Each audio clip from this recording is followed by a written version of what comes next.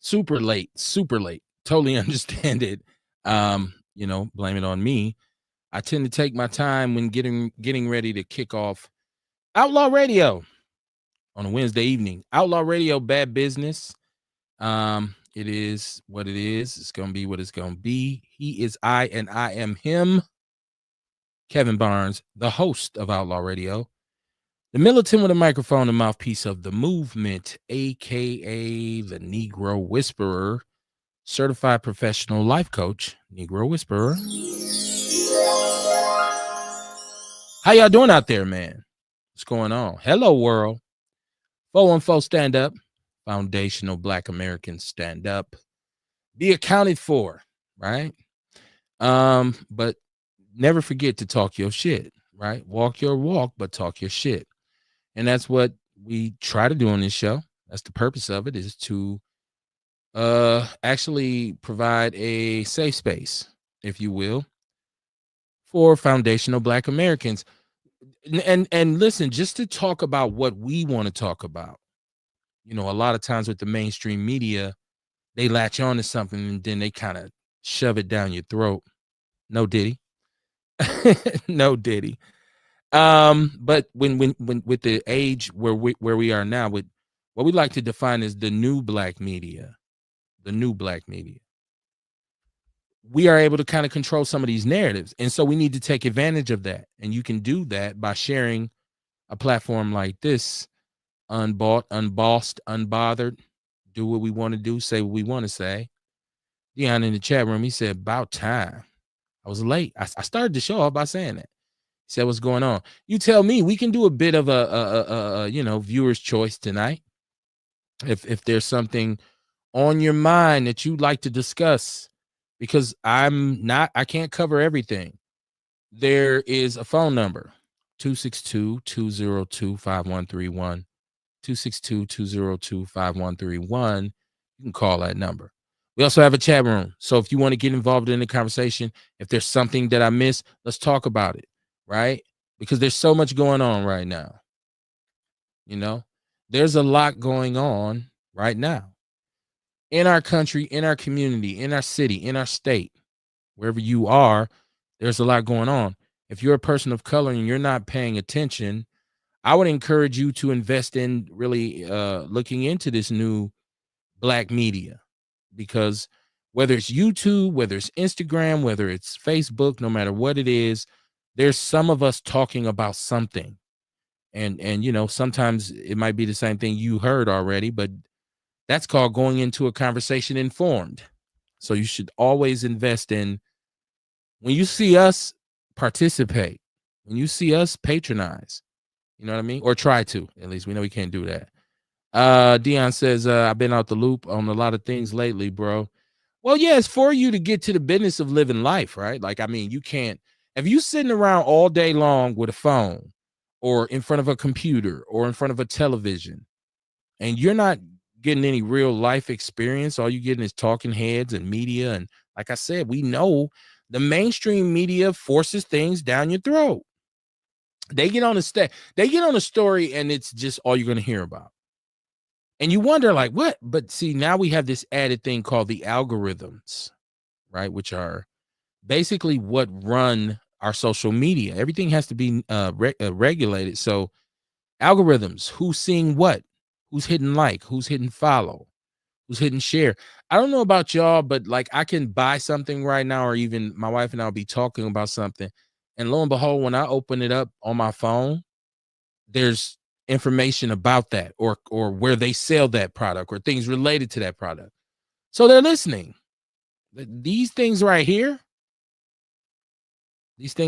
change this whole game. Yes, they're listening. They're watching. There's cameras in places you didn't know that there were. Right now, I'm glad I gave up crime a long time ago, because if I was a criminal right now, I'd be like, God damn, ain't nowhere I can go. Right? It's cameras everywhere. So y'all share the show. The name of the show tonight is Bad Business. Bad Business. Why did I choose to go there? We'll talk about that. Dion, you said you've been out the loop. Okay, but I mean, it's the same of what was happening with, when you were here before. you have to start everything off right now in terms of conversations about what's going on with Trump. It has to, and believe me, y'all, I get sick of it. I'm mad that this is all I have to talk about. I mean, thankfully, gracefully, there's other things that I, add to my talking points, but Trump leads the day on any given day, because you almost wake up thinking, like, what this motherfucker done today, right? What has he done? What has he signed an executive order on? What is he, what has he said? Because if he ain't doing something funny or stupid, he's saying something funny or stupid, right? So, now Trump goes after different, like, he makes up his mind who he wants to go after. The latest is he's going after Section 8, SNAP benefits. He's going after, the trans people in the military, which I really don't understand. Why are you going after transgenders in the military? Listen, and maybe there's legalities to this. Maybe there's a fact that he says, well, this opens us up to sexual harassment lawsuits or whatever have you. But listen, if you're a trans and you want to go to the military and get dropped off in Bukarak and ride around on a truck dodging IUDs, I don't have a problem with it. Just like if you're gay, so what? You want to go to the army? Bye-bye. Because first of all, you have to understand there's a lot of people in the military who are gay and they don't know, or these people haven't admitted it. Not gonna say they don't know. I'm pretty sure they know. He said, I'm so tired of that shit. This is Dion. Dion says, we said this before the election, Project 2025. It's deeper than that, though, because, well, it's that. He said it. Yes, it's that. It's Project 2025 and the execution of it, which, if you were aware of it before this election, you know that it went after a whole bunch of things that we have come to expect in this country, like Social Security, like, Section 8, like SNAP benefits, like anti-segregation or discriminatory legislation. These are things we kind of took them for granted, right? But we knew with the onslaught of Project 2025 that it was aimed at kind of removing all those things. So that's what systematically happened. But he's continued, right? Like, so when we talk about Section 8 and we talk about DPI, the Department of Instruction, and all these things he stripped. These things are supposed to be about fiscal savings. Y'all correct me if I'm wrong, right? This is supposed to be about saving money where there's wasteful spending. Correct? Y'all correct me if I'm wrong. Where's the money going that you are saving? All the fuck off money that these people were spending and you went in and shut them down. Where's that? Because you didn't have 100 days to say, y'all see what I did? I took that little bread from over here and then I put it over here. No, that ain't what you did. That ain't what you've done. That's not what you've done. Okay. And we also talk about making the economy stronger, but you got an economy where the 1% extreme wealthy, I ain't talking about rich. I know you might have just got you a record deal last summer. You ain't wealthy. I'm talking about the shot callers, the $8 billion a year type, the 1%ers, right? You want to give them a tax break.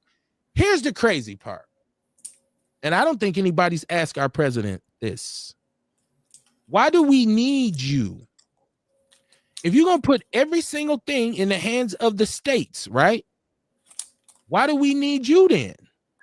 So then there should be a decrease on the money that we spend, that we allow you to spend, and an increase on the money that the states receive. Because make no mistake, it's all our fucking money. Yeah. These dudes acting like they put up the front money for America, Kamar. Like, we at the end of the day, we the ones.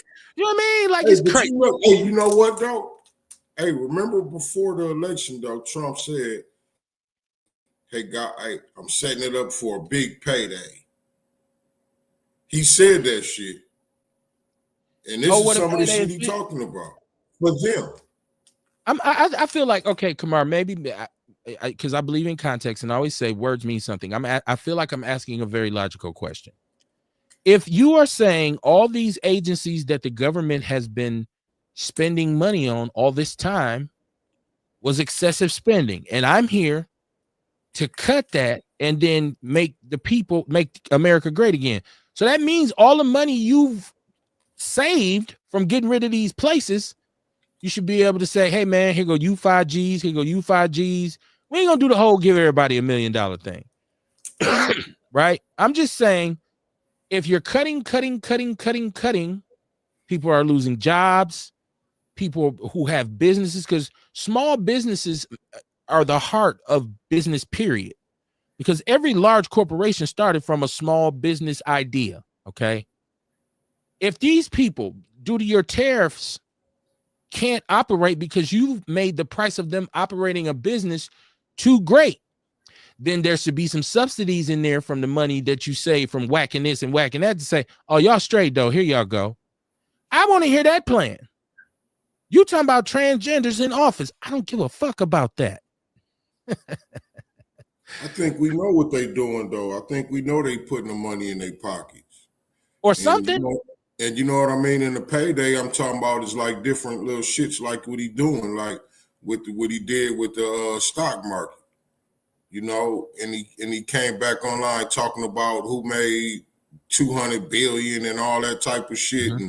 And my guy so-and-so made this much and he made that much.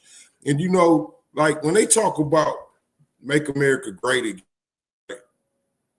like you just mentioned the word context, and for some reason it made me think about this, right? Like when you say make America great again, hey, remember back in the day, back in the 90s, we used to talk about, dog, back in the 80s, it was sweet. It was sweet back in the 80s. It was good. It was good for us, right? People in our community. Mm-hmm. Then in the 2000s, we were saying, dog, back in the 90s, you know what I mean? It was sweet. The game was sweet. It was, you know what I'm saying? But it was for us. Okay. This nigga come with this motherfucking slogan, make America great again. I'm feeling like he was just talking about great for them. Like not like it was a great time in America, but just a point when they was really getting money to make them feel like that again.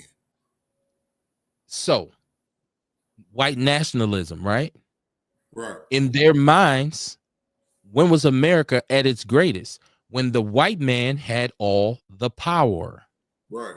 That's right. That is, and I've said this, Kamar, we've been saying this for some years. I said, he's not saying make us all great. He's saying, let's put white people back in charge so this shit will be cool again. Because this idea of make America great again, once again, words mean something. Again would mean that it's not great presently. Like, it was great for you before, because it was never great for us. One of the biggest groups of people that you go after are people who are willing to risk life and limb to be here. That shows you that we still are great. Why you say again is the key word in that sentence?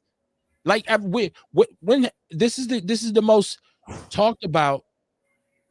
This is the most highly regarded country on this planet. I don't care what nobody says. Oh, Kev, it's better places to live than America. Okay. Okay. Go over there and they're going to say, shit, we want to go there. Most of them, right? So we're still rich. We're still great. So like you just touched on, and like I just said, his point is America's only great again when white people are in charge. Look at his cabinet. Look how he's moving. Because when was it ever great for us? Never. How can we even use that term? Let me take it back, though. America has been great for us. It has at certain points. Case in point, like I said, 1970s. That's what's so beautiful about what you said about us looking back and saying it was sweet. It was sweet. It was sweet. 50s, 60s, 70s. By the time we got to the mid 70s, Milwaukee had the highest standard of living for black people in this country. It was great. My community growing up was great. All black homeowners, business owners, entrepreneurs, jobs everywhere, an industrial structure. It was great for us at that point. It was short-lived, Kamar, but it was great. America was doing good by us. It was Lincolns and Cadillacs everywhere. right? New houses, all kinds of shit. But in terms of, it was some good things because it was still a bunch of bullshit going on too. Yeah. I mean, yeah, okay. From that, but you know, but then that go with what I said. Like we just talk, it's like great for who? You know what I mean? Everybody, it wasn't great. Everybody can't run around talking about making it again. Like, what about those born after that period of time? They would never know. Well, I think you touched on the 90s, which was which was a very fruitful time too. In terms of that, and I'm saying this, look at us as foundational Black Americans, culturally, financially, socially, education-wise. The 90s was a very fruitful decade for us. Like the 70s, the 80s, we took a dip because of the crack, but the 90s was a fruitful time. But like you said, at the same time, we were still suffering from the crack epidemic for the first half of the decade. The destruction of our family structure started then, and some people would say mass incarceration had just started rolling when they signed the crime bill. So it's always yin and yang. It's always good and bad. And even during slavery, it was some rich niggas during slavery. Madam CJ, it was one. It was one. Hey, yes, that's progress. But for the most part, you know, for the most part, you know what I mean? It was never great for Black people. Well, I don't. America, you know what? I'm talking about. It may be certain. America's been great for white people. Hold on once. Let me go back and retract that because it was certain times in different places in America where it was great for Black people. Let's say that. You know what I mean? But like. As America as a whole, all together, like it was great for Black people. We can't really say that. You know what I'm saying? Now, it was some, like I said, now, all through history, it was some Black people that was doing good. We could point at them. 8, 9, then. Yeah, 8, you know 9, what I mean? But for the most part, it wasn't shit for us. How we got niggas running under that Make America Great shit again, and they ain't never even seen when America was great. Let me tap this to white people too, though, Kamar. Let's in terms of having vision, like you said in Willie Dynamite, you got to have vision. America hasn't been great for white people on the whole because poor white people still get treated like shit. White women were discriminated against for a very long time. All of these minority groups, Italians, Irish, Scottish, Jewish people, they've been ostracized and treated, subjugated in this country as well. So it's never been great for any one particular group except for the wealthy. That's how we put a bow on that box. Right. And that's how we put a bow on that box. You know what I mean? And that was my point. Like, for whoever's saying that, you know what I mean? That's subjective. So that's like him saying, make it great. So when it's a bunch of rich white men who control everything, it's great. So it's great for them. Now, they had to suffer through a lot of shit. Listen, they got smacked in the face when there was a nigga in the White House. And to the rest of the earth, it looked like white people done finally lost America. So they say it hasn't been great for us either, God damn it. Let me see what Dion's talking about in the chat room. He said the border czar was talking about arresting our governor. Yeah, governor got a lot of lawyers. Wait a minute. Dion said a border czar? Remember what Dion said? There is no such thing as a czar? Oh my God, you don't forget shit. Damn it. I sure don't. Damn it, Dion. I don't talk about much, but when you say something against what I said, I'm going to remember that shit. If you get a lot, if I agree with you, forget it. If I disagree, I remember it was March 36th. What day was that? Erica Hunt said, "What up, Outlaws? How you doing, Erica?" She said, let's see. She said, I hate to say it, but I told y'all I did. She said, I hate to say it, but I mentioned that. I just my bad. Go ahead. She said, I hate to say it, but I told y'all, but I did. LOL. I don't know what she's talking about. She told us. Go ahead. What was you finna say? I'm gonna say only reason I threw Dion under the bus like that is because we talked about it at the store. He came up to the store the other day. And we was talking, and I mentioned it to him, and he knew what I was talking about. See, I said, see, nigga, you said it wasn't no such thing as a You know what that's called, Kamar? That's called Outlaw Petty. Outlaw Petty tonight. Rainbows and Skittles. Rainbows and Skittles. I knew I was gonna get you, nigga. DeVille Willis out there in Las Vegas. What it do, homie? How you doing? How you doing? Somebody hit the line. Somebody hit the line. Okay. No, they sent me a message. They didn't hit the line.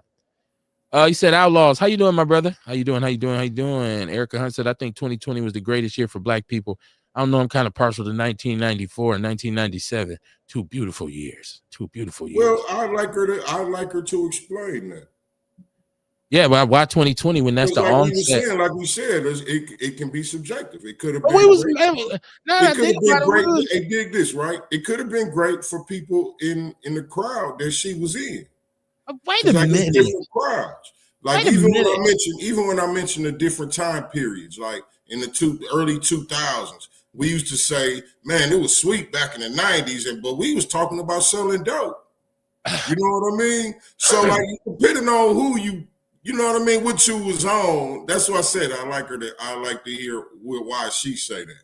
Because like, really depending on what you on and who you with, you will feel different.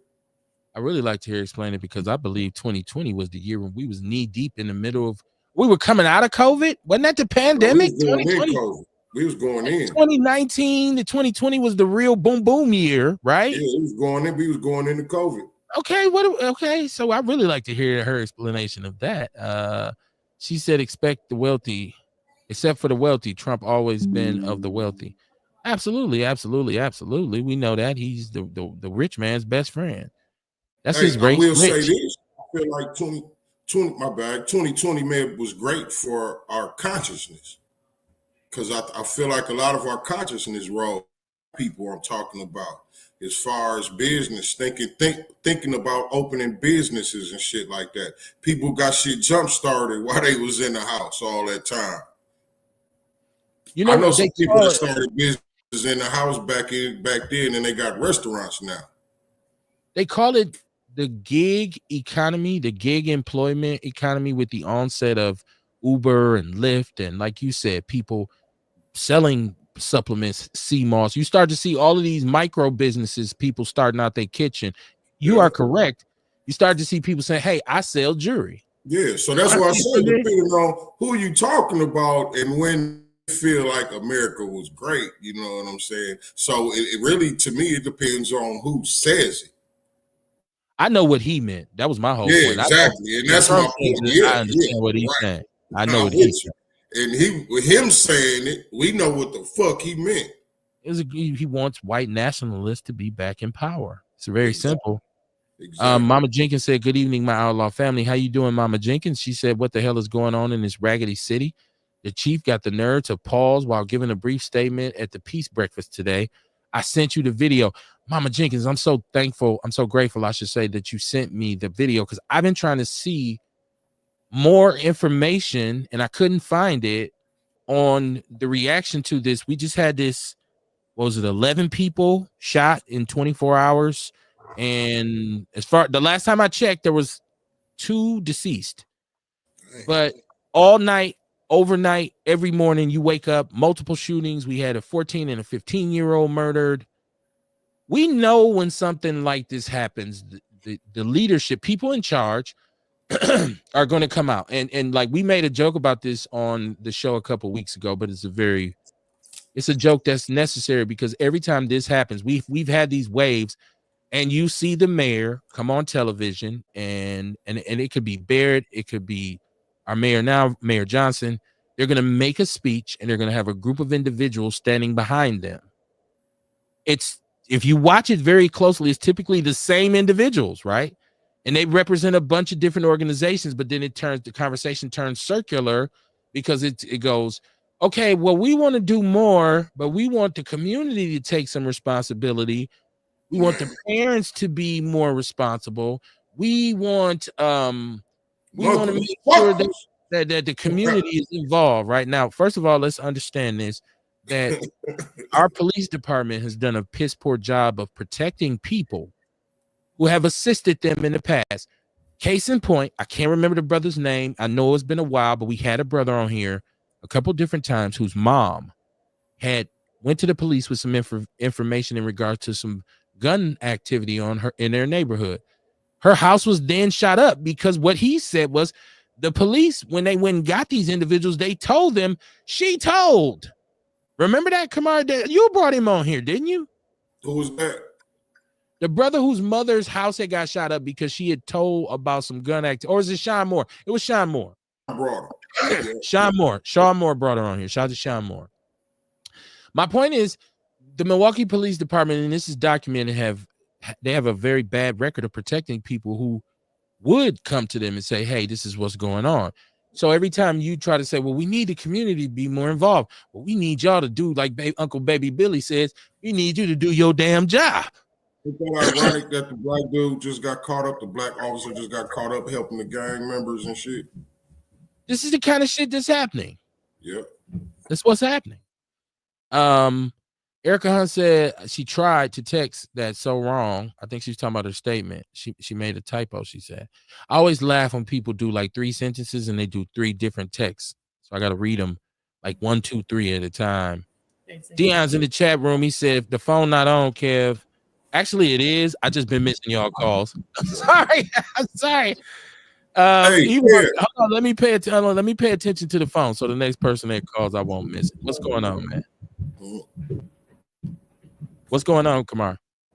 Oh, no, I was just saying, man, I wanted everybody to look at this Real OG shirt. We got one for the women here. It's Mother's Day. Our mothers was our first and our realest OG. So, you know what I mean? We got them for the ladies, too. Right, and those at the shop, right? At your joint, right? At the store, the House of Vitality. The mothers was the realest OG. Okay. That's for Mother's Day. Get your Mother's Day joint. Oh, yeah. Hey, Kev. What up, Tyson? What's going on, Tyson? How you doing? How you doing? He done turned me into his personal model. I see. He like, yeah, baby, yeah, this what you do. I'm gonna give you the sign, right? And then she come out the sign. I'm surprised you didn't have music. And stand right here. I thought you ain't had no music. You should have sent me the music before the show. Come on, man. I'll jump on them shirts, man. Peace out. He said 2020 was COVID year, so that's what I thought. Mama Jenkins said 2020 was COVID. She said I'll call in. I'm still getting kids ready. She's trying to get her chilling together. Okay, not chilling with a U. Mama Jenkins said, well, I was saying the focus was on moving a boat. Now that the taxpayer will eventually pick up the bill to pay the tow services. That boat is nasty work, ain't it? The boat's crazy. And I'm going to tell y'all something. I didn't realize how big that damn boat was. I kept saying, it's just a boat. Get the motherfucker out the water. That boat, if you look at the semi-truck the boat was on, it dwarfs the truck. Yeah, it did. That was a huge boat. I'm kind of mad I didn't go down there and see it for myself. Hey, before I found out it was $50,000 and we was gonna have to pay some of that shit, I said, leave that motherfucker there. Fuck it. It's such a health hazard because it won't be long before a dead body ends up on that boat. Like somebody stored some crack in there. Shit. It's such a health hazard. But $50,000. Their excuse was eyesore. Like, man, don't nobody even look over there. Where was it at? Going there for that reason. Have you been down there? That's my point. I don't even know nobody that's seen that boat. Okay. I didn't go. Dion, you with us? Yeah, man. What the had a long time I hear from my partners. I just talked to you the other day. I was trying to get the chat room and we were talking, so of course I missed the phone, but that's why I hit you back. Man, it's live in this bitch. But no, I was calling because I wanted to correct Mr. Carter on what I said. And I said there's no such thing as a pardon czar. No, you said there's no such thing as a czar. Hold on. Okay, come on. Let's talk. Go ahead. I'll let you finish. Yeah, because they used to call Kamala the border czar. So I don't think I think that's just a title. I think that's just a title that they call themselves. But like, what the fuck is a czar? I don't know dude name. I don't know dude name from the Trump administration, but that's why I said border czar. Was talking about coming out and fucking with Mr. Evil. When I told y'all about it, I said, listen, There is a czar. There's multiple czars. I said, I just saw a border czar. And you said there's no such thing as a czar. Well, maybe I know what you gotta be. I started out talking about a pardon czar because I was talking about the sister who's been an advocate for prison reform. And y'all jumped on my case because I was talking. Hold on, let me finish talking. Y'all jumped on my case because I was talking about a black woman who was appointed a pardon czar. And then y'all said, ain't no such thing as that. I said, yeah, it is. It's also a border czar. There's no such thing as a czar, period, all that shit. Y'all got jumped down my throat about that shit. I remember, nigga. I mean, you know, ain't nothing wrong with you remembering it. You know, I just don't recall the whole now you don't recall. Because well, then don't call me a lie. Don't say it didn't go like that if you don't remember. What is that? That's me. I'm setting something up. Let me do my thing. I was letting y'all talk. You can't say it didn't go like that if you saying you didn't recall. No, I'm saying I know that maybe it did go like that, but by me hearing pardons are, that's what I mainly gravitated to and stuck to, and that's what really caught my attention. Now, if you said anything else about a border czar, a monopoly czar, the goddamn tax czar, that was something that I don't recall conversating about because I didn't gravitate to that. You know what I'm saying? I just gravitated to the pardon czar. But yeah, but other than that, shit, I'm just tired of really going through the Trump shit, though. You know, it's like every day, we wake up and we just want to see what more fucked up shit that he has done.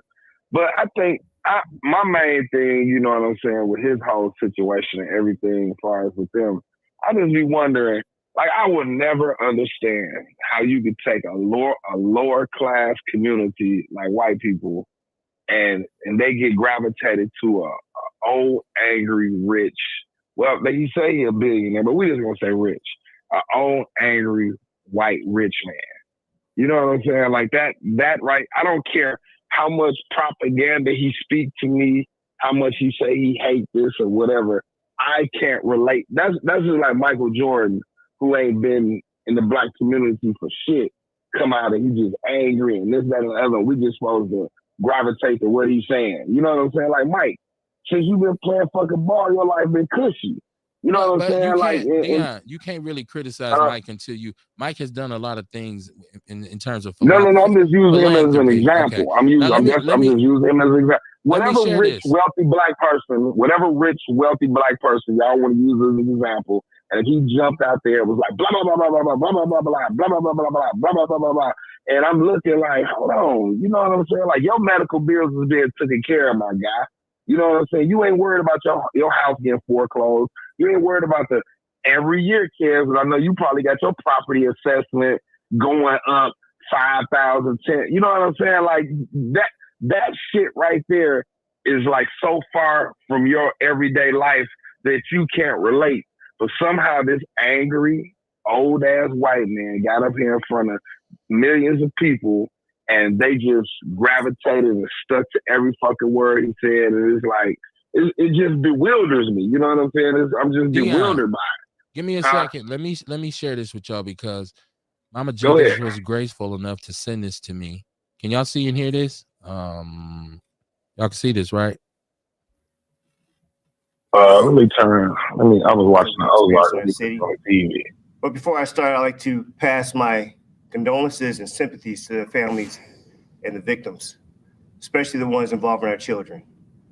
This is some challenging times. It's even more challenging when we hear incidents of what we heard over the weekend involving some of our younger ones being caught into this unfortunate circumstances of violence that I find absolutely unacceptable on all levels. So over the weekend, we experienced 19 non-fatal shooting victims, 3 homicide victims, 4 juvenile victims, 5 female victims, and 4 individuals who have been arrested, total of 20 incidents. And incorporating within that particular number, we had a late report incident that would happen over on Thursday that was reported on Friday. Obviously, this is unacceptable. These acts of senseless violence within our city has to come to a stop.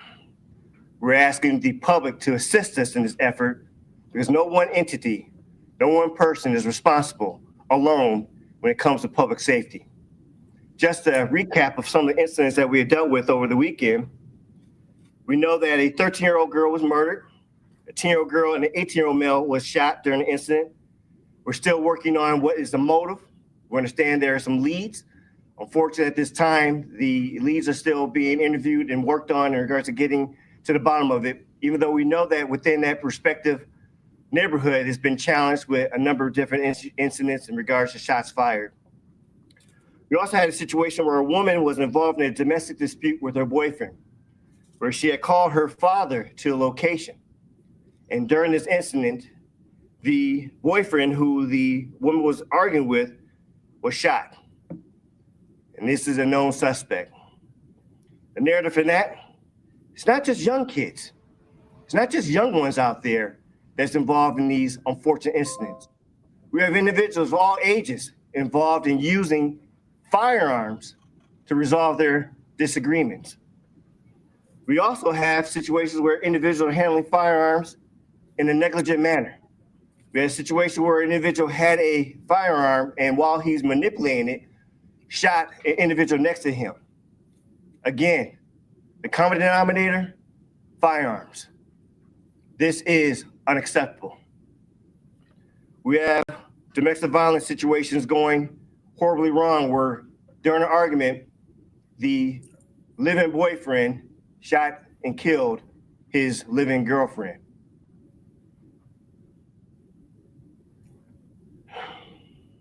So what are we doing about it? I know there's always a question in regards to how MPD is addressing this. We understand our lift. We understand that it is important for us to be at the forefront, not in the back. But I will still say this, and I'm glad to have Director Holman here, because it's always important that I do not want to investigate one incident because something happened. We have to be in front of it from a prevention. We have to be in front of it in regards to how do we redirect the particular conflict that we're seeing in the neighborhoods. But I've added additional officers and detectives to the homicide and violent crimes unit. We have a public safety review, a holistic approach in regards to looking at those who are involved in violence, but also other disturbing behaviors such as reckless driving, where we are working with our partners. Again, I say that with the emphasis, working with our partners to address these issues. We talk about in regards to those who are not only using violence, but also recipient of violence, because we understand that it is on both ends of the spectrum there. We also have discussions with our partners, the FBI task force, the ATF in regards to those who are straw purchasing, those who are attempting to buy firearms, but they're prohibited from having those firearms, because we go out and talk to them, because we want them to understand that MPD is watching. We're not just sitting on the sidelines. We also work in regards to, again, with our partners for the violence prevention, because we understand that they need the data, they need the information of where our hotspots are, where our challenges are, so that they can help assist in hopefully redirecting or giving other tools to our community. This morning I talked with to the Mayor Johnson, my bad, in regards to how we can work more with our partnerships, understand that the mayor's office does have a safety. Hey, dumbass. Hey, dumbass. Oh, my goodness, my goodness, my goodness. The alderman mayor. I ain't even know all that went on. The alderman slash mayor. The alderman slash mayor. Come on now. Look. Mama Jenkins says she need to get with you for a shirt and some CMOS Kamar. I showed that clip and it gave us a more accurate picture of what actually happened over the weekend. So I was wrong. 20 people shot, 3 dead, right? Now, thank you once again, Mama Jenkins. Let me give you one of these.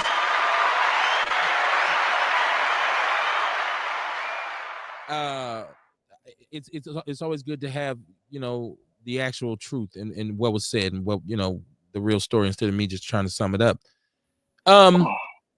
He said that they are understanding of their responsibility and the weight of their lift in terms of stopping this and curbing this violence. I heard him say talking to the FBI. I heard him say talking to the DEA or ATF.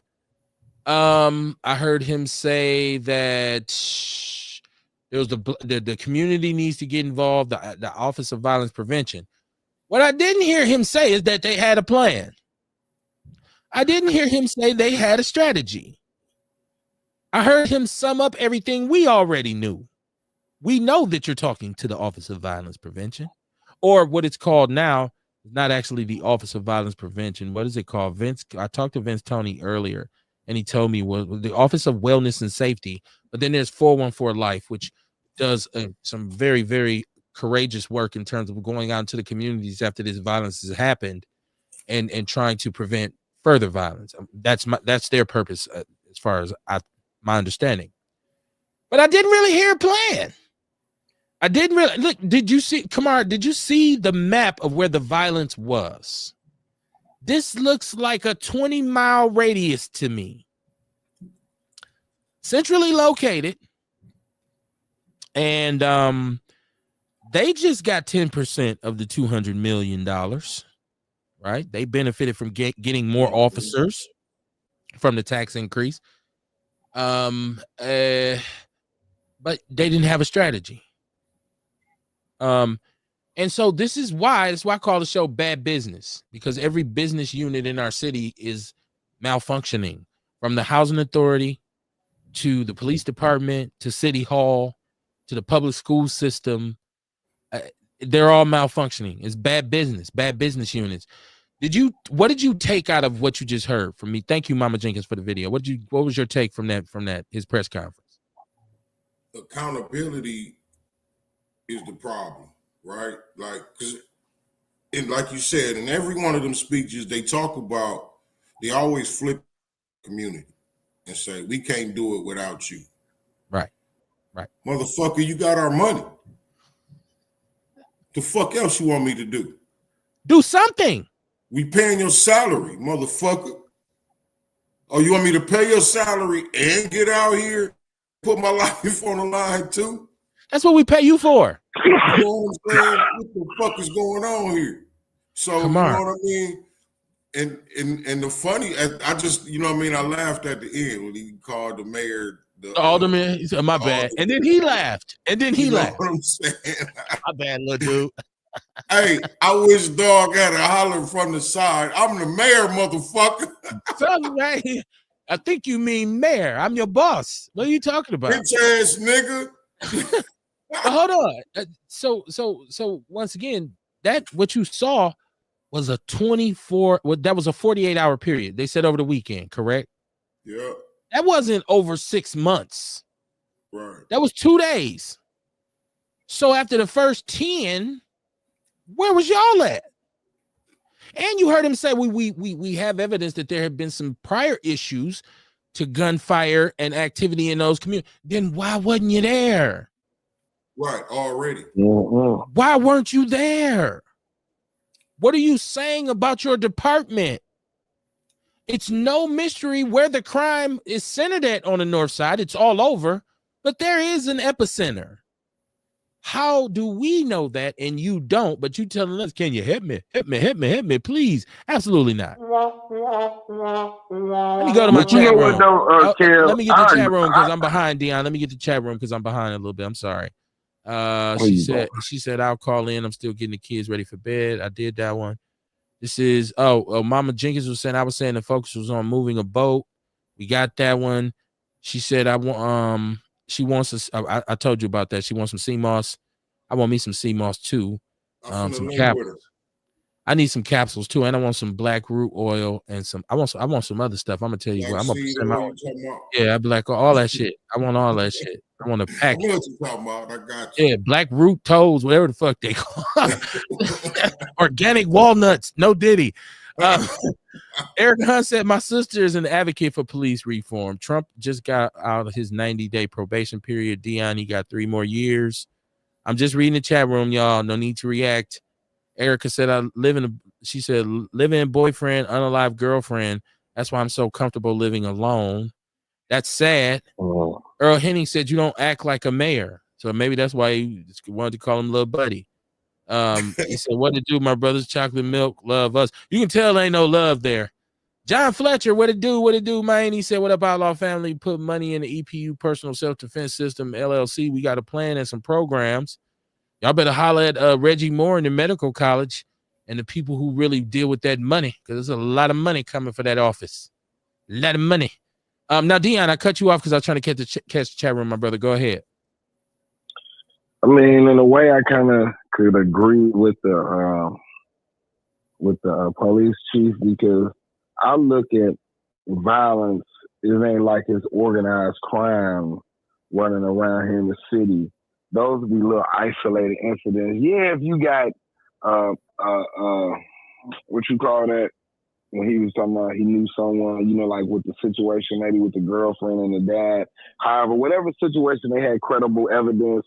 Yeah, somebody could call in and be like, dude, coming over here. But when you got little pockets, when you got different little pockets of violence happening all around the city, I mean, what the fuck you want to happen? You want every single resident in the city of Milwaukee to have a police officer at their door, you know what I'm saying? So if some shit jump off, we just whistle outside and got a police. Like, you know what I'm saying? Like, I guess the people, it looks simple and easy, but when you got little bit, like you might have 4 different shootings on 3 different or east side of town, south, north, west, east. You know what I'm saying? Like, how in the fuck can the police could have just drove past the shooting? Like, he just drove past. 3 minutes later, boom, boom, boom, boom, boom. You know what I'm saying? Okay, we don't have, some places in Milwaukee have shot spotters, but they don't have a shot spotter where they can immediately pinpoint the area where to go. So now they might hit a block, boom, boom, boom, come back around. By then, it might be a motherfucker laying out dead or laying out shot. The motherfucker that did it, he gone. You know what I'm saying? Maybe motherfucker witnesses around, but they say snitches get stitches. You know what I'm saying? So motherfuckers ain't too quick to cooperate with the police. You understand what I'm saying? So, like, to me, I don't understand how the public can be mad, and it's not organized crime that's happening in the city of Milwaukee where you got these gangs, you know, organized gangs, but it's little bitty pockets. Even if you Dion, police to the most violent part. You didn't see the video, did you? I was watching it on there. It was 20 people shot and 3 dead. Hold on, you know what I'm saying? Listen to what I'm saying. I know, I can tell you you couldn't see it while I was playing it. Maybe you didn't really look at it, because those incidents they show were not small pockets in random areas. This was all almost centrally located. This is the community. Milwaukee's not that big. The north side is not that big. Let's be honest. This wasn't a case where multiple on the far west side. There were some on the west side. Multiple on the south side too. But what I'm saying is most of them, the majority of those shootings were centrally located. If you were shooting, they call it a grouping, because you got to try to group the bullets together. So I'm saying, no, we understand that you can't prevent 100% of the crime, but your policing strategy in an area. So say there's multiple shootings on a Friday night, right? Just rock with me for a second. Say within these let's say 10 blocks, right? There's multiple shootings in that area. And like he stated, they knew that there was something going on over there, because there was reports of that's the community saying, hey man, they shooting over here. People call the police when it's shooting, trust me.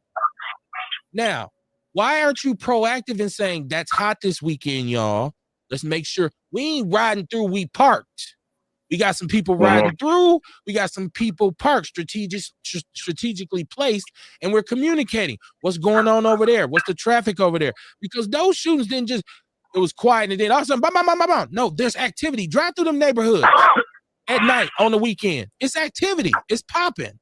So if you got a police car every 5 blocks, okay, say it's 40 blocks. That means 8 parked police cars. Now you take another 8 and have them be mobile, moving around. And you take another 8. That's what? 36 police cars out of how many do you have? You have a lot of them. You have a $300 million budget. So yes, we do expect something. It is, listen, it's part of their responsibility when they take those jobs to say, we are responsible for keeping these people in these communities safe. So we're not going to let them off the hook like that. Now, there's a lot to it. Like you said, someone like a boyfriend murdering a girl, his girl or something like that. That's not, that's something different. But even to speak to the amount of straw purchases, let's look at where the guns are bought. Even the ones who are making the straw purchases, where do they live? I guarantee you a lot of those firearms, they know they're straw purchases because their serial numbers go back to addresses in the area. So there's a whole bunch if you're a police officer, all I'm saying is, if you're a police officer, guess what I expect you to do? Police. That's what I expect you to do. I don't want you to make an excuse and say, well, we can't do shit because y'all won't help us. And people sit in on them dispatching calls. I guarantee you there's people calling all over. Hey, it's gunshots out here. I'm on what street you on? We'll get somebody over there. Should already be somebody over there. And that police officer who's on patrol and gets called out should be able to call that person who's sitting there saying, hey, 2 blocks over, I'm on my way for a shooting. You see any activity? No. Okay. And then you can work together. I'm not saying they don't do that, y'all. I'm not Don Johnson. I'm not on Miami Vice, but I'm saying I didn't hear him allude to the fact that there was a strategy in place. He kind of said, we don't know what the fuck is going on. Where are you? In 48 hours, 20 shootings. Where are you? Well, maybe you shouldn't send 100 to one shooting. Maybe you should send 5 and then let everybody. You notice when it's an incident, you pull up, it'd be like 19 police cars. Some of them ain't doing shit, but just standing there. Talking about get back. Get back. If you don't go find some other crime, Mama Jenkins said, she said no solution. Okay. And this is her in the chat room. She said no solution. And I've been saying this, these cops are useless and this chief should be fired because he's been a cop in this city for 20 plus years at many stations. There are so many unanswered questions. They said down on Cherry, those motherfuckers had machine guns and that's a hot area, like he said. So we know where the crime is. That's what I'm saying. Don't act like it just, oh my God, they shooting on Burleigh? Nigga, for real? For real? I don't know, because when they oversaturate the community with police, then regular people start getting harassed. Well, and I'll tell you what. Then that's when regular people need to start putting pressure on the criminals to say, if y'all freeze that bullshit, I won't be getting sweated. See, we turn it on the police. Fuck y'all, we don't need y'all over here. You do. Well, you do need them over here. And so we should be putting pressure on anybody who's acting a fool. It's just like when you used to be in the neighborhood and this is, I'm sorry, y'all. I always got to make these metaphors. Have you ever been around some dudes who they want to jump on the hypes, right? They want to shoot in the air on the block. You're making the block hot. We can't get no money because of the way y'all acting. This police car, all of a sudden it's police over here. And it's the same way. As a community, we need to start putting pressure on these dudes saying, hey, that shit's foul. And he said, you told? You goddamn right I told. Like you said the other night, Deon, I got a 30-year mortgage. I ain't with that bullshit. Ewok said the police is scared. They only want to pick you up on warrants when you slipping. They ain't finna run up when niggas shooting. I feel like proactive policing needs to be employed here. We're not talking about an expansive metropolitan district. We're talking about the near north side of this city. So we're talking, I should play it again, Kamar, just to show how closely these neighborhoods actually are. Yeah, and show how stupid dude is. Well, Burleigh is a main thoroughfare, right? It's like Capitol. It goes all the way across the city. Definitely. His speech, all his speeches is damn near identical. Only thing is different is the location. That's what I got out of his speech. Play it again and watch. Listen, everything is identical except for the location. It's the same speech, right, that we've heard. Yeah. Except the location. If anybody got the mayor's speech, please send that to me. We can play that tonight too. This is good. This is good. Yeah, send that shit to me. This shit is good. I'm gonna get some. Good. Bring the popcorn. It's so called Bad Business, but that was good, right? And John Fletcher said, facts, they have all the information they need, no plan, no execution. And see, I'm familiar with what Chief Flynn tried to do. He wanted to just raise the level of technology that the police department had, and that's why you got shot spotters, and there's a such thing as logistical policing, right, in which you take all the information that you have and you establish your strategy based on that. So saying, hey, let's just take the last 2 years and look at these neighborhoods and say this is where the gun violence is. Let's establish a separate strategy and agenda to police these communities, which involves stationary police, mobile police, which involves satellite police stations. All the vacant property on Burline, you telling me it ain't no satellite police stations up there? And I'm just talking about you take one of those old storefronts and convert it and keep 6 to 7 officers in there at a time. Some of that domestic violence will be curbed. If the police right down the street, you get to whooping your girl ass. You know, don't make me do it. You know they right up the street. You know, he might be like, yeah, you lucky, bitch. I'm gonna beat your ass. I mean, you don't know. I'm just saying. But once again, we're looking for solutions. We don't want to hear your excuses. You're telling us what we already know. It's what they say, preaching to the choir. Let me see. He said, can you come to the Sherman? Oh, okay. Y'all having one of them in chat room conversations. Oh yeah, I was talking to Mama. I know. You know, I'm Ron Burgundy. I'm reading teleprompter. I'm gonna read that shit out. Come on up. We'll hook you up. Sorry, but yeah, once again, I don't blame our mayor. I don't blame the police chief, but I do recognize some ineptitude. I do recognize you're not doing a good job. Now, here's my deal. A long time ago, Kamar, I don't know if you remember me using this metaphor when Barrett was the mayor. And I would say if we look at Milwaukee like a Fortune 500 company and he's the CEO, the company's failing. So what do large corporations do when the company's failing? They fire the CEO, right? Get him out of here. Right. And listen, over the years, I've met him in person. I've seen him speak, and people say, man, he's such a nice guy. And he actually was a very nice guy. He wasn't standoffish. He wasn't like, hey, get away from me, nigger, nothing like that. He would talk to you, but he wasn't gonna do shit for you unless you was in his circle. So yeah, I seen him. I done seen him straight sucker play cats like suckers. They go up to him and he said, hey, it's called me. And I talked to this person 6-7 months later. He'd be like, man, them motherfuckers ain't never called me back. I know they didn't. So my point is, Mr. Police Chief, you had another interview with him. Well, yeah. Well, that was the same interview. He just played it finally. Oh, okay. I thought that was the same interview. He just played it finally. And I see why he did hesitate. There was some issues with the sound and whatnot, but he had the interview, which was dope for him. Shout out to Sean Moore. Carrie Walker Jones, she said, when my niece got killed, Barrett shut the entire neighborhood down for months. They harassed everybody over there. She was 6. The good neighbors understood, and the criminals put pressure on the other criminals to turn them in. So I was right. Now, I just said something. Thank you, Carrie Walker Jones. And people may have skipped over it, but think about it like this. If we're going to take any kind of accountability for our community, the accountability involves sacrifice. And that sacrifice means I'm going to have to deal with police my neighborhood being hot. You know what I'm saying? Like, I'm going to have to deal with police cars when I'm coming home. I got to have my shit right. When I'm sitting on my porch and 3 police cars come through and they say, hey, what's going on? I can't be like, get the fuck out of here.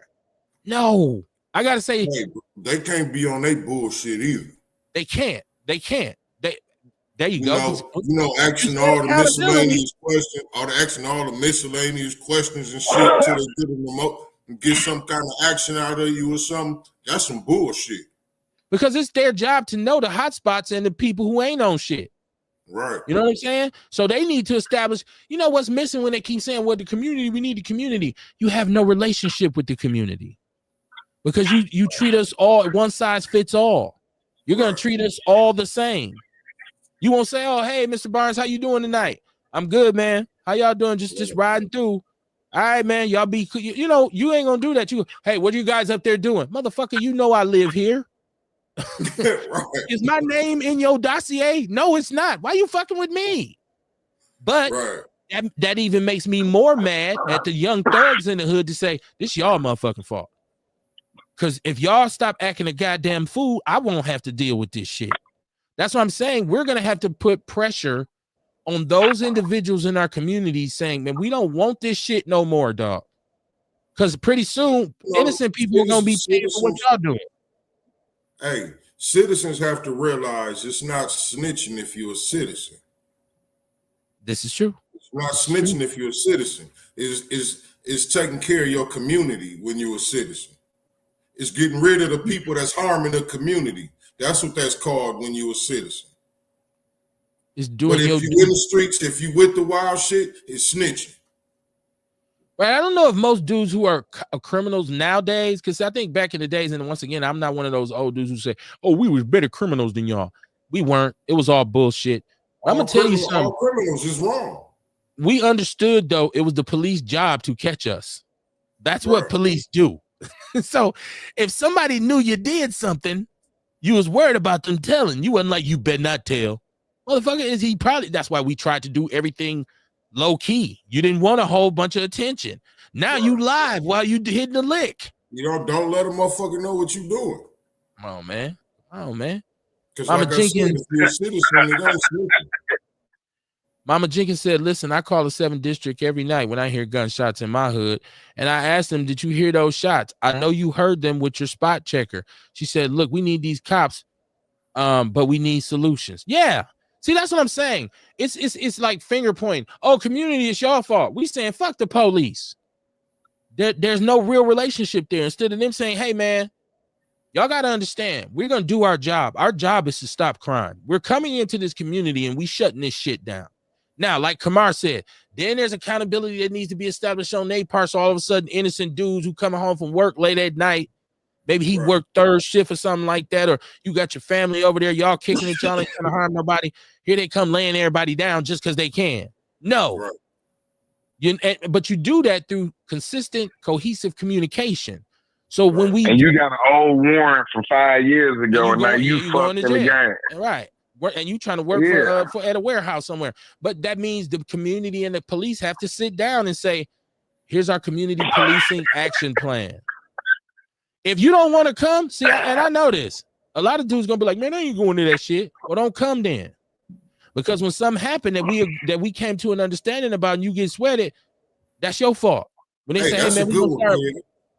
Hey, that's a good one. Go to the district. Go to the district with a list that we done came up with on how we expecting to police our community and weed out the riffraff. Yes. What y'all want us to do something? We want y'all to do something. And then wait, hold on. So then once we start weeding out the criminals, and then they come snatch their ass up and shipping them off to a prison camp in El Salvador, Guatemala. Now here we go. Well, y'all didn't get them due process. And that ain't fair. They're American citizens. Shit. You know what we hoping gonna happen, Dion? We hoping all their friends look and be like, hold on, man, they serious, dog. We need to do something different. Listen, if they said a 14-year-old, a 15-year-old was murdered, all these kinds of things, I don't have compassion in my heart for these individuals who are doing this. To the point where I'm saying, if you get sent to El Salvador, it is what it is. I'm sorry, mama. Your baby gone. It's just, you know the consequences before you do the crime. But you know what, though? I know people that murdered people, and it was shit that happened. You know what I'm saying? And they not bad people. They did their time, and they came home. So shit happens, man. Well, you know what I'm saying? There we go. Because black people want it both ways. Let me tell you something. So there we go. There we go with this shit about me. Everybody who ain't listen. Here's the game. This is the game. Murder equals life. That's what it is. Well, I wasn't there because we talk about who. Well, the nigga ran up on him. He just shot him. But why did the nigga run up on him? What was he doing? Because sometimes it's retaliatory, which means that individual had done something prior to that incident. It's a cycle. You have to stop the cycle. And we can deal with shit that needs to be, okay, this ain't open and shut, right? They ran up in his house. He might have been a felon, but he had a gun. He killed 2 of them.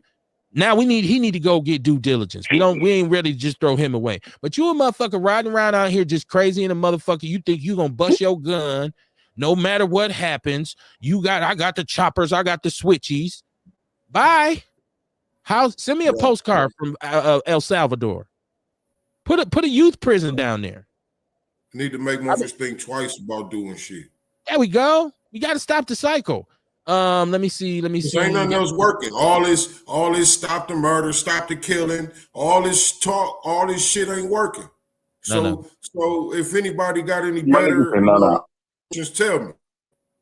You know, my mama said, I'll show you better than I can tell you. Right? You don't believe fat meat greasy. You don't believe shit stank. I'm gonna show you. You know what I mean? When my mama caught me, she whooped my ass. No ifs, ands, or buts. If I was wrong, I was fucking wrong. I knew the consequence before I did it. You knew it. You knew it. I was just hoping I wouldn't get caught. Well, he didn't have a daddy. He didn't know murder was wrong. He didn't know shooting another person with a firearm was wrong because he didn't have a daddy. Come on, son. Erica Hunt says, sound like our city need a little bit more integrity all around. I think our city needs mediation. I think our city needs mediation because if you can start with these people in these impoverished communities having a conversation with law enforcement, and there's a lot of black people who say, Kev, you want some bullshit. We ain't sitting down talking with them, whatever, what have you. But as long as they taking money out your check for this shit, you should want a voice in the process.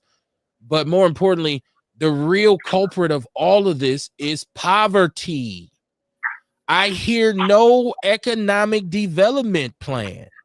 You are talking about a group of people who are the poorest in some circles, in some places, the poorest in the state. And they all live within a 10-block radius, 20-block radius. What do you think is going to happen?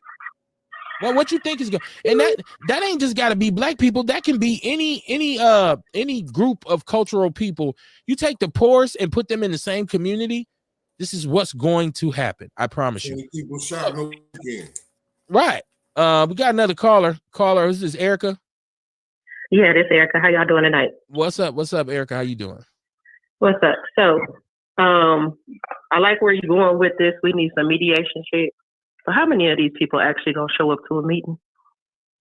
Well, that's a good question, but I would say the ones who want results. Once again, if you heard me say, when I come to my brothers and say, hey, man, I'm about to go up to the police station for this meeting, and he say, man, fuck that shit. I ain't fucking with them police. I ain't talking to them. Then it is what it is. Like, I can't, if you say, man, can't see this what I'm talking about, I'm like, nah, but that's so-and-so, bro. We talked about that at the meeting. You wasn't there. You wasn't there. When they say, hey, but go ahead. Go ahead. I'm sorry. No, that's just that's my opinion. I'm low-key, I'm tired, so I've got all the typos in the comment. But to go back to the comment I made earlier about 2020 being the best year for Black people, Kamar was right. A lot of people did go through a spiritual awakening. A lot of people went on ahead, especially our community started to value themselves a little bit better, spending more time with family, really just focusing. Before 2020, this is just my opinion, no facts or no statuses in this, right? Mm-hmm. But I believe that a lot of people had normalized the wrong shit that was going on for so long that in 2020, you had no other choice but to look at the shit that's out there now. Okay.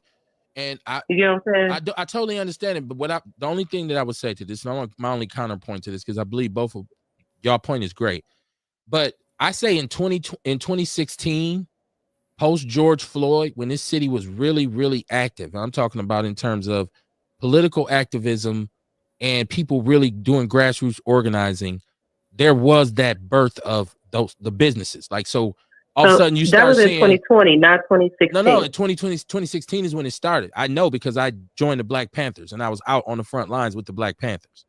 And so I became aware of a cultural epicenter where people sold, like Kamar does the supplements and stuff like that. Now it started there. You could see it. We started to see people all of a sudden having movements. Like what's my brother name? Anthony Courtney, Kamar.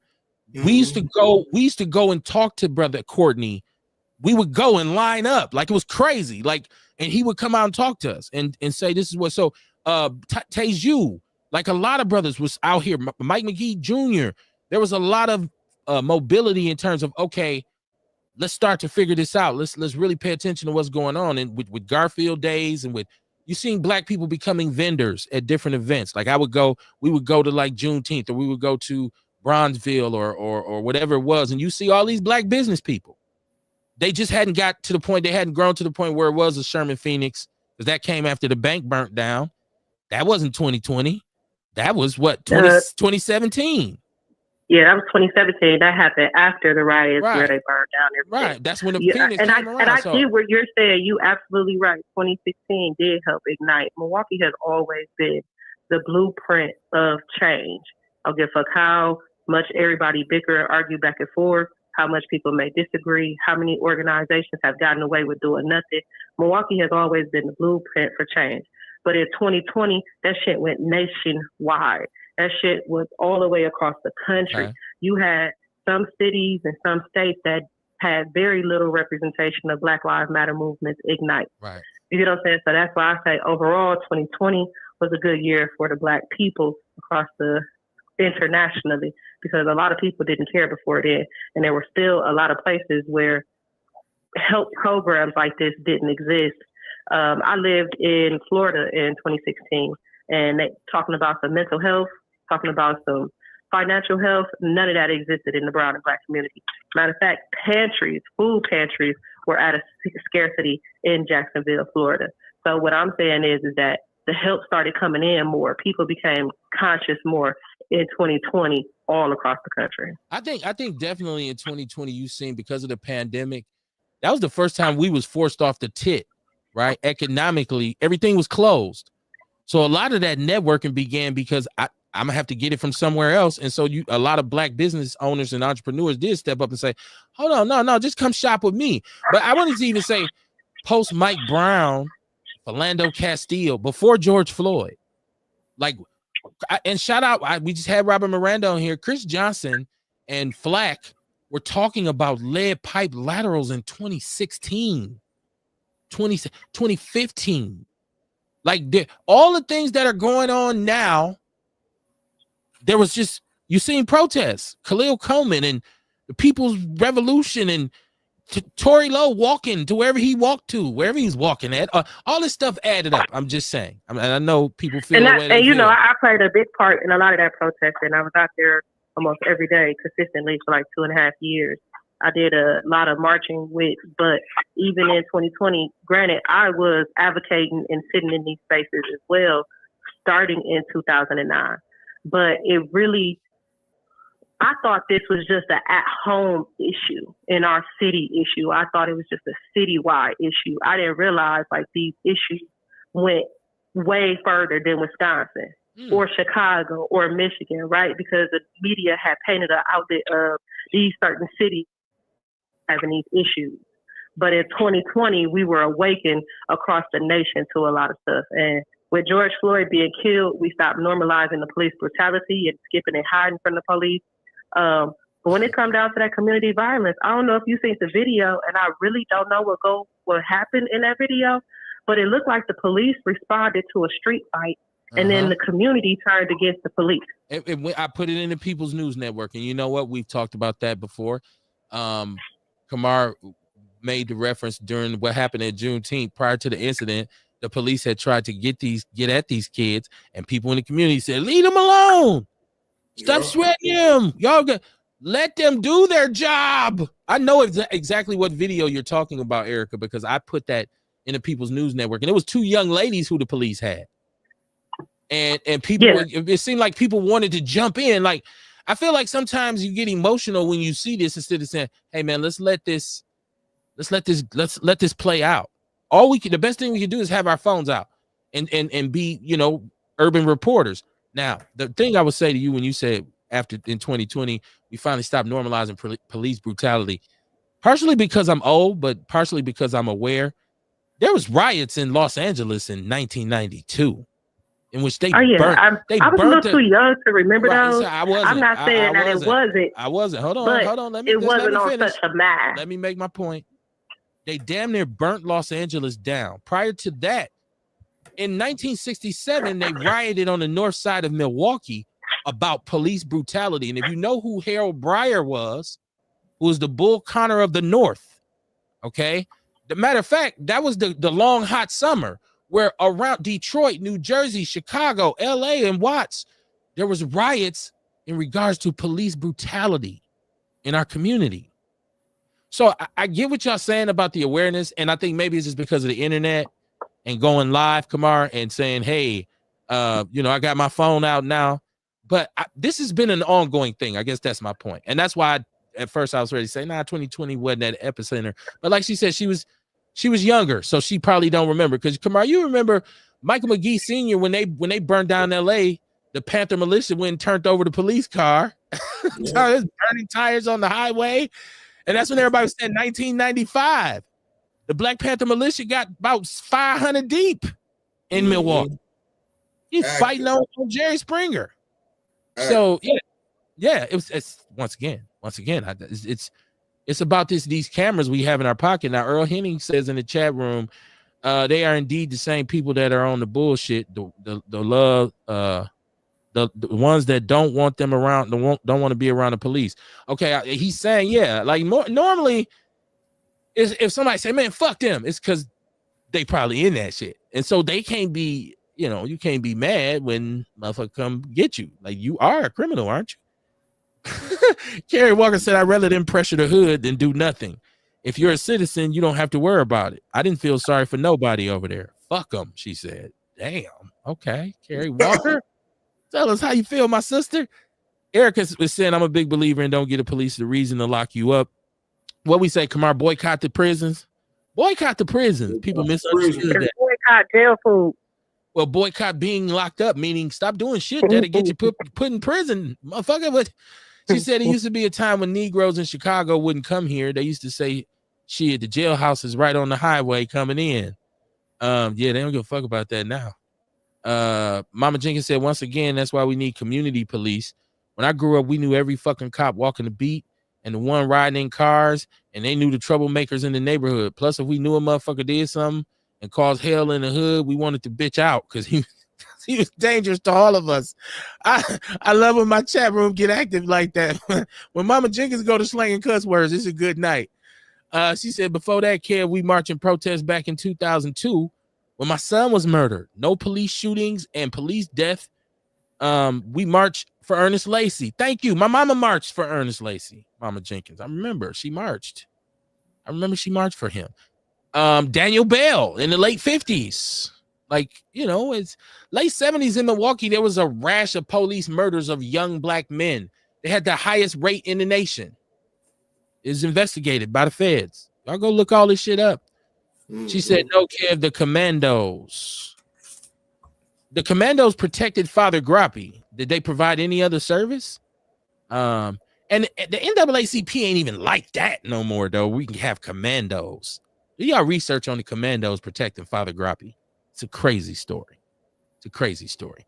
It's Outlaw Radio on a Wednesday evening. Bad business. Bad business meaning our city is a very bad business right now. The business of city government is very toxic. Finger pointing and picture taking is what we say. Photo ops and inept cops. And I just made that shit up. That was dope. Come on, you should have wrote that down so I could bust that in the beginning of the show. Photo ops and inept cops. I'm putting that on a t-shirt. There we go. What you say? I'll write it down for you. Photo ops and inept cops. Right? There we go. Let's do a press conference. Cops say, we don't know what the fuck going on. Can y'all help us? That's crazy. But let's think about this concept that we actually promoting, Kamar. We are saying police our neighborhoods. It's crime over here. It's unsafe. Right. I personally don't think there's anything wrong with that. But it's also because, like you say, it's subjective because I am not a criminal. So if they come over here, I'm like, I ain't doing shit. And then, but the problem is, like I said, how they do it. You know what I mean? Like they harass everybody. Like everybody is the fucking problem in the community. And everybody ain't the problem. You know what I'm saying? Yeah, everybody might not have their shit all the way together, but they trying. You know what I mean? You got motherfuckers that they working every motherfucking day. They ain't fucking with nobody. They just trying to get their license together, but they still going to work. You know what I mean? You know what I mean? But then you got motherfuckers that ain't trying to do shit. They just in here in the community, breaking in motherfuckers' cars, stealing cars, shooting at motherfuckers and all kind of wild ass crazy shit. You know what I'm saying? Them the motherfuckers we need to get up out of here, man. The people that's harming people, that's shooting and killing in our community. And I shout out to Dion because I like that he kind of put that in there just to keep us balanced, right? When we start having these conversations that, these policemen, they're going to sweat not everybody in the community is a criminal, right? And shit does happen. Like you just mentioned, hey, my license are bad, or I don't have license, but I'm driving this little bucket to work every day. You know what I'm saying? Don't sweat me. I'm on my way home. Some dudes get to fucking with me. Taking care of your family. Right. They try to jump me. I go boom, boom, or I hit them. Well, not gonna say boom, boom, because anytime you pull a gun out, you better know the law. But say you hit one of them and he fall and hit his head on the curve and he dies. Well, they was trying to rob me. So I get, yeah, some shit. There is certain shit that we say, hold on, this ain't open and shut. Like I said, let's talk about this. But there's some of it, come on, like, well, they pulled up in the car and opened fire on the house and 3 people in the house died. I'm sorry, little Bobo, little Rah-Rah, little TT. Right. Or just pulled up on the car and opened fire. In the broad open daylight. Riding down the highway and just shot a motherfucker in the car. You gotta go. You gotta go. You gotta go. Mama Jigga said, Kev and Kamar, we need a Charles Bronson in the hood to get rid of these hood rats. Straight up. Well, once again, now if y'all recall, a couple months ago, we need a Charles Johnson. We need a Charles Johnson, not a Charles Bronson. We need Charles Johnson. a couple months ago, White Scott Epicet called the show and telling me about the gun laws, and I said they not working. Remember that, Kamar? He said they are working. Well, you don't need any more gun regulation. Now, you just heard the police chief say straw buyership, individuals who just is so many guns out here that motherfuckers just got them. Ain't no need for me to discuss it. Ain't no need for me to negotiate. I'm just going to shoot. I got a question. Hold on. People playing. He even referred to somebody playing with a gun who shot his friend. They should not be that easily accessible. Somebody has to be either the manufacturer or the stores. There has to be another level of accountability because there's too much access to these firearms. You had a question, my sister. Go ahead. So I was listening to the video, and I know he said that he has added on more police officers. But didn't he say something about when they get denied, when their gun background check gets denied, that they going and talking to the people that got denied, letting them know, look, we watching y'all? Did he say? Is that what he was intending? I think he did make reference to that, or either saying that they would start to look at who's, like, you know, the purchasers, and if it's denied, then to go and follow up on that lead. Okay, well, do your job. Do your job.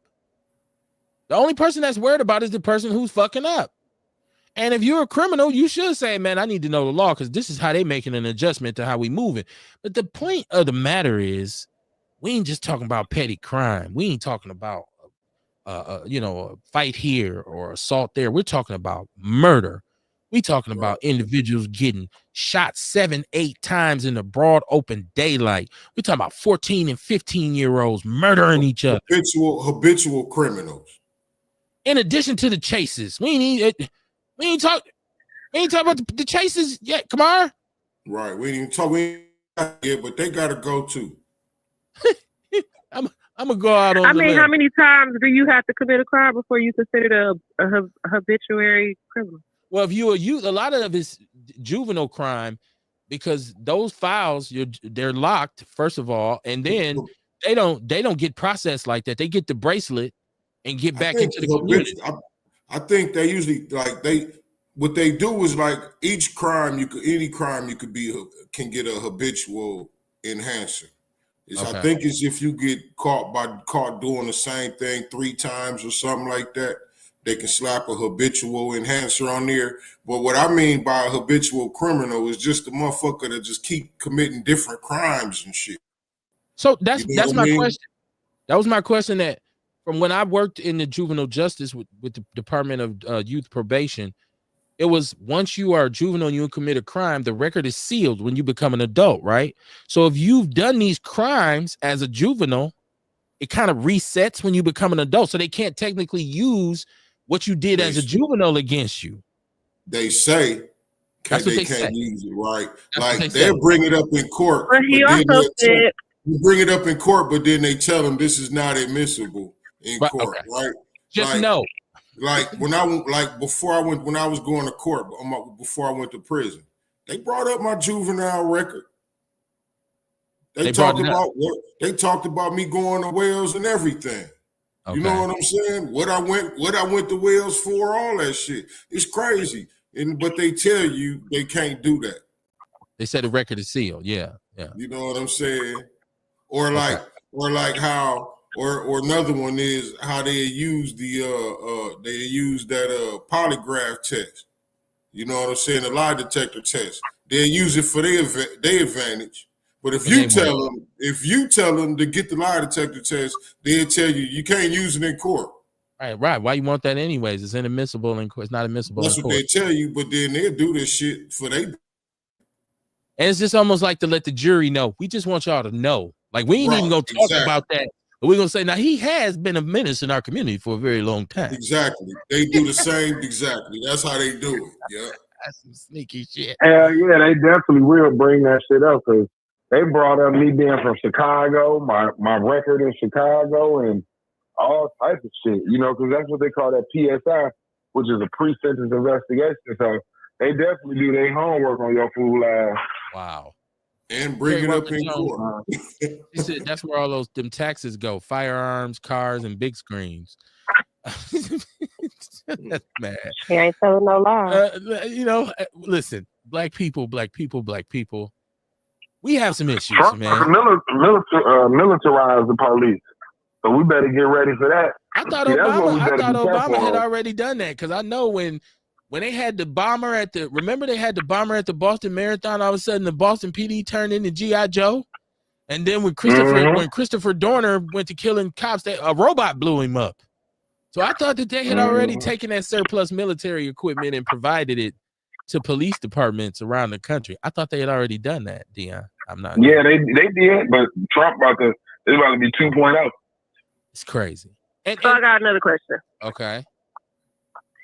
So my question is, at what level of escalation do some of these situations have to be before you bring in these militarized police officers?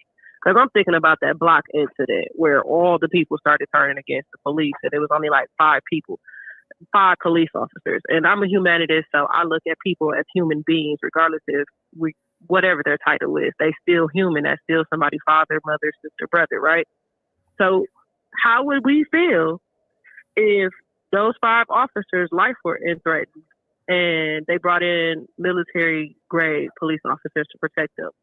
Would the community turn on the police for saying, hey, these 5 officers were outnumbered, there was no way to come in there and get them people out safely, so we had to bring in our military grade? How many of us would be pissed off they did that? Well, first of all, I don't think, and anybody out there can correct me if I'm wrong, there's levels to this shit. So you have a riot squad. You have a group of police officers who are equipped to handle small urban riots. And then you have the National Guard.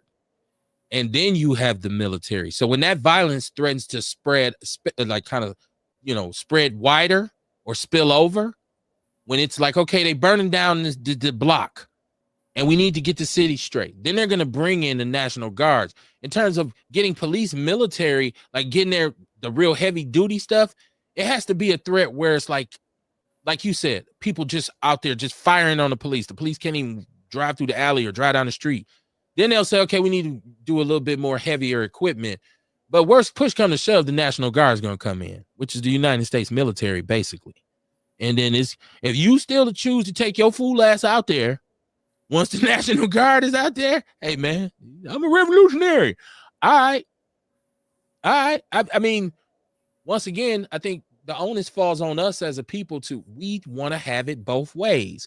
Do we want crime taken out of our community, or do we want to be able to do whatever it is that we want to do? And people say, Kev, the variable that you're missing is that the justice system is against us. The court system is against us. So we can't 100% trust them to come in and police our community. And I understand that.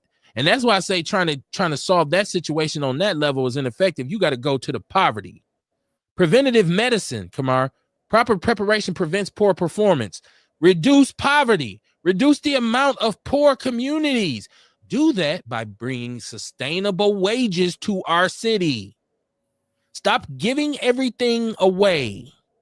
We have so much. They just sold Master Lock to an out-of-state developer, and they said, oh, they're going to make part of it apartments, and part of it's light industrial use. We don't need no more apartment buildings. We need solid economic development plans. Money is the only thing that's going to bring this out. And even then, you're going to totally eliminate violence and stuff like that, because you're always going to have poor people. And unfortunately, human nature is to kind of kill and destroy each other. But you can reduce it. You can put a hole in it. If you bring jobs where these families can say, you know what, Kamar, I make enough money in 8 hours so I can drop my kids off at school. I can go to parent-teacher conference. I can go out to youth events with them and chaperone. I don't have to work 3 jobs just to keep my head above water, because I make $7 over here and $8 over here and all this shit. I'm just saying. Oh, look at you sounding like a union organizer.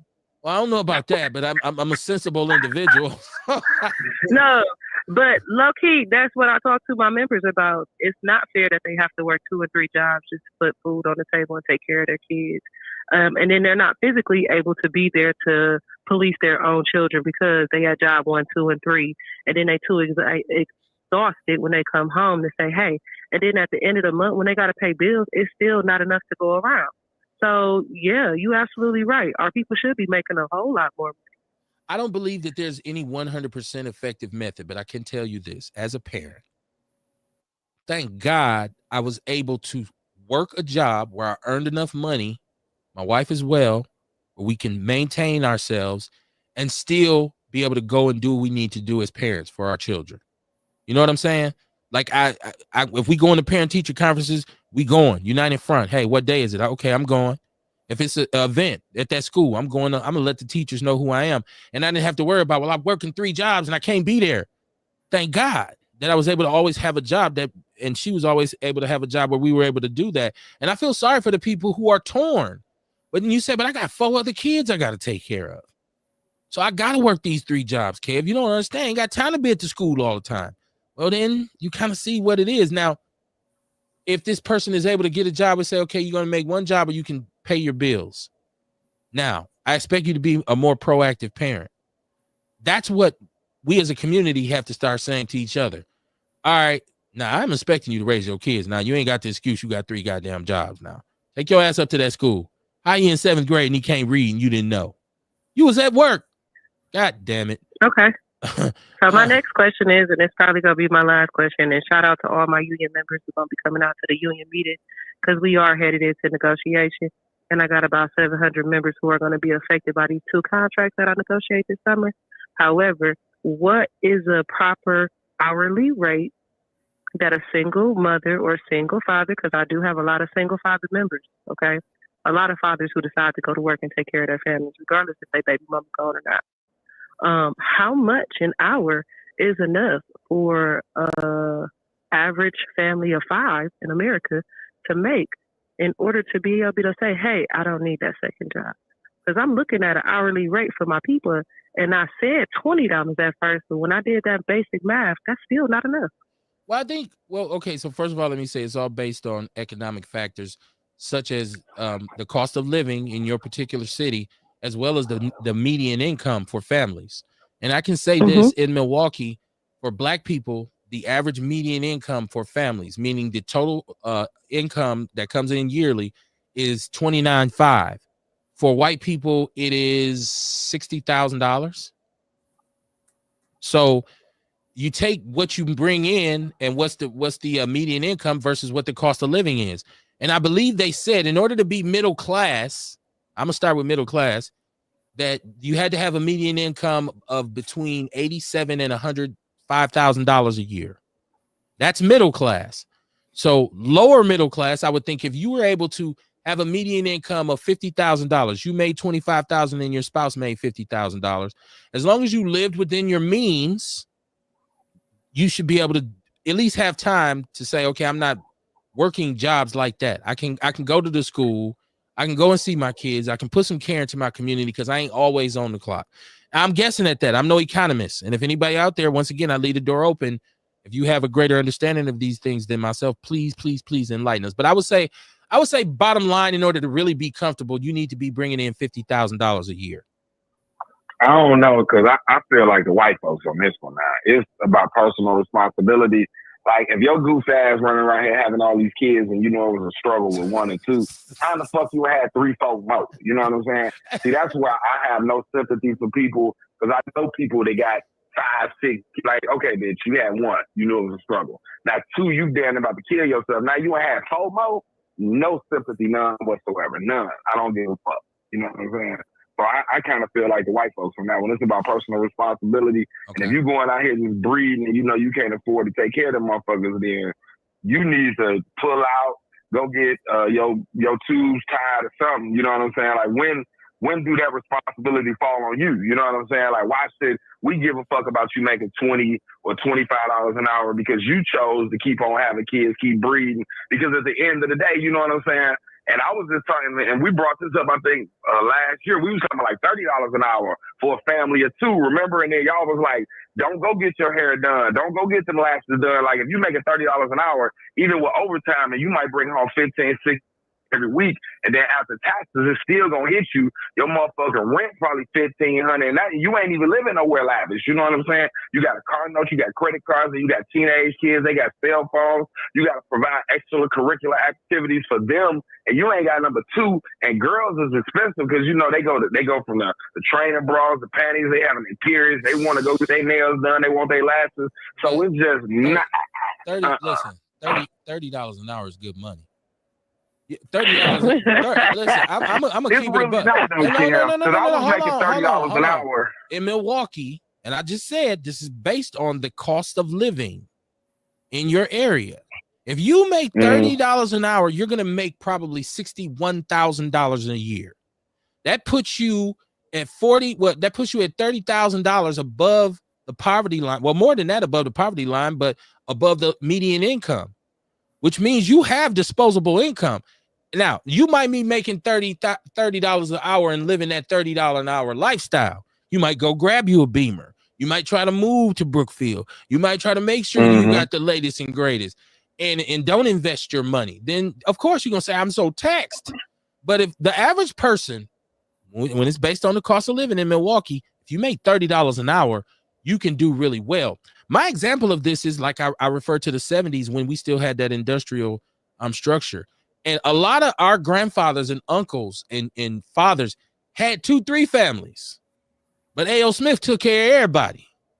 Because back then, when the cost of living was really low, their wage was really high. They were making $20+ an hour then. So you got cousins you didn't know because grandpa had side chicks. And he took care of it. He raised 2-3 families. You didn't find out till he was dying.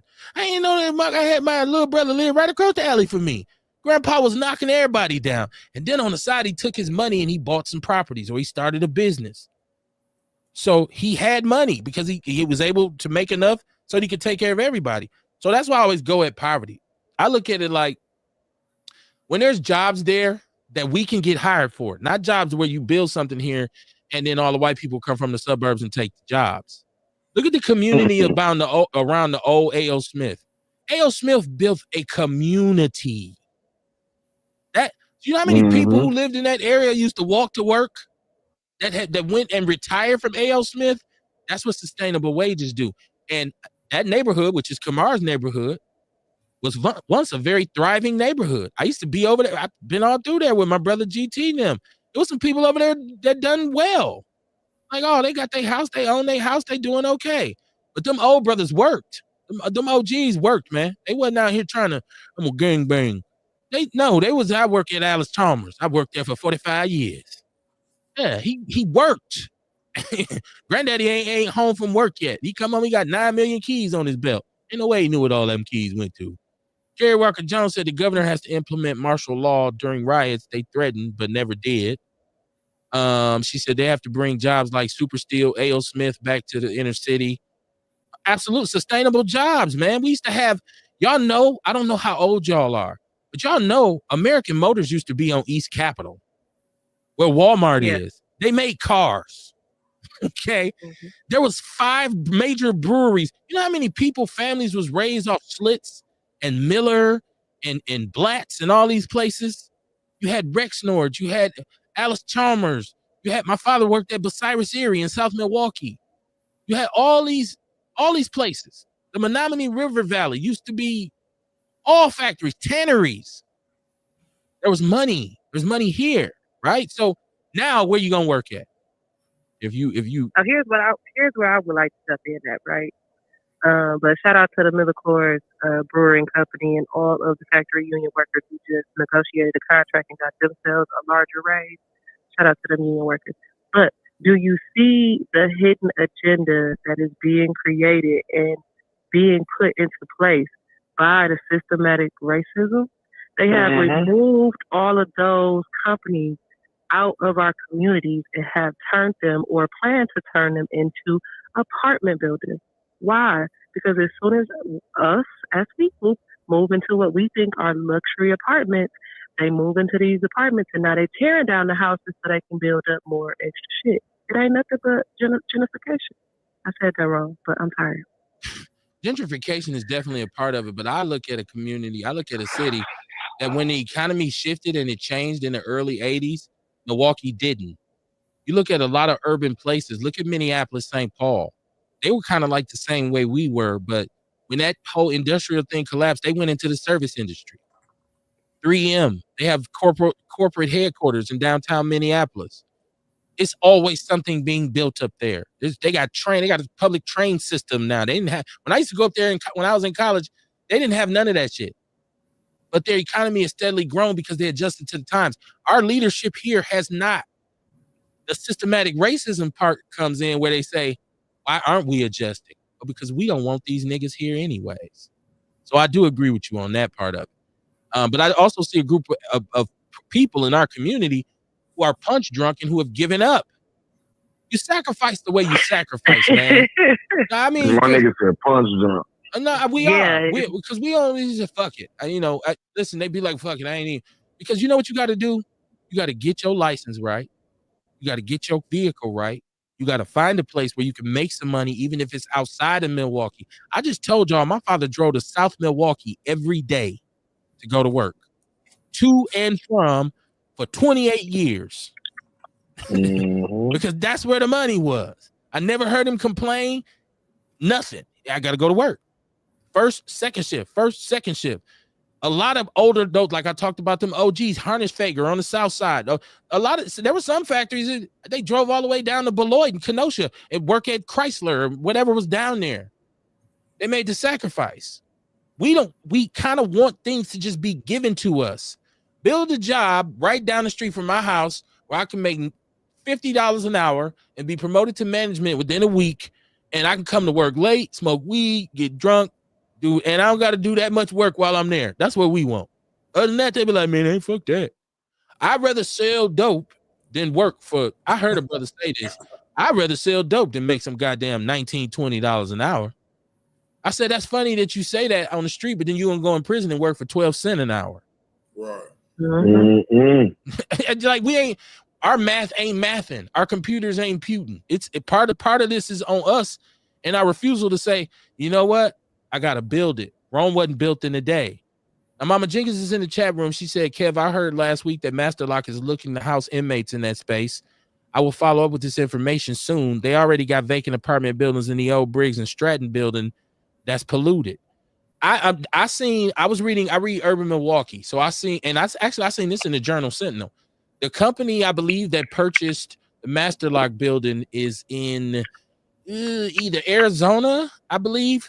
They finalized. I thought it was St. Louis. St. Louis, thank you, Dion. They finalized the sale, and they said it was going to be partially apartments and some industrial usage.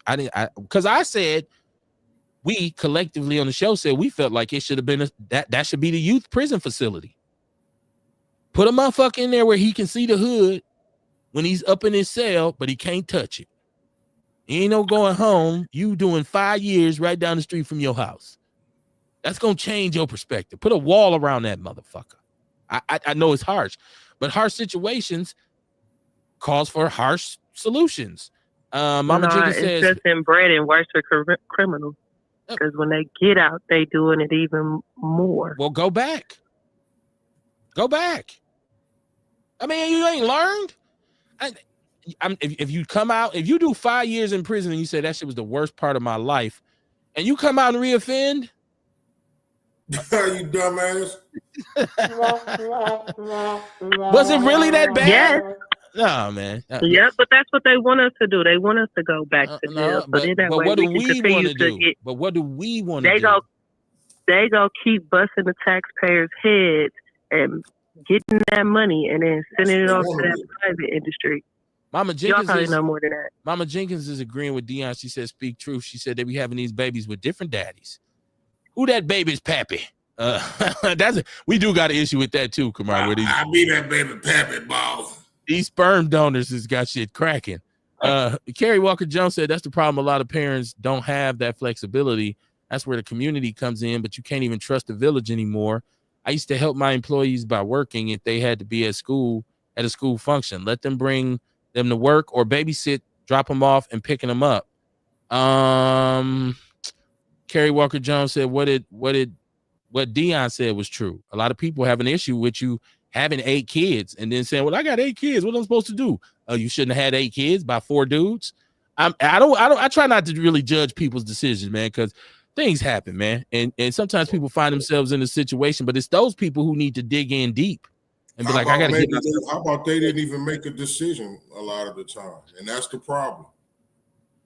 They didn't make that decision. Hold on, I'm confused. Say, you know what? I'm not finna have kids, so I'm not finna do nothing to make kids. I'm gonna use protection. They didn't make that decision. They didn't make no decision. They just did a lot of the time. You know, I was talking about that earlier. We was saying, you know what I mean? A lot of the time, like, you know how, like, we was looking at riding down the street and we was looking at all the Jewish people, right? And like how the mothers, they just popping babies after babies out. You see them walking and they'll have a teenager, another one, a baby in the stroller, and she pregnant, right? Just like, and I said, well, you know, they have babies with the understanding of legacy. You know what I'm saying? They understand not genetic, but a generational finance or generational money. You know what I'm saying? They understand all that shit. They understand nation building. They trying to grow their community. That's where they mind at. You know what I mean? They got money to pay for these kids, all these kids that they having. But then in our community, a lot of motherfuckers having kids because they bored. They fucking because they bored. They ain't got shit else to do. They just laying around the house all day fucking. My mama used to say having sex is a cheap high that only poor people indulge in. Yeah, you know what I mean? Like, and dig this, right? I feel like I'm, you know what I mean? I said that, but really, you know what I mean? I think a lot of our people use that as like a coping mechanism. You know what I mean? Like she say, a cheap high. It's momentary. For the moment, I get away from all this reality and shit. Mm-hmm. You know what I mean? But then now we got a baby that's born into the same shit we live in. We on the verge of getting evicted, you know what I'm saying, having relief sex in this shit. Yeah, but them all the worst case scenarios, right? Like, yeah, how I'm cracking jokes, but I'm serious all at the same time.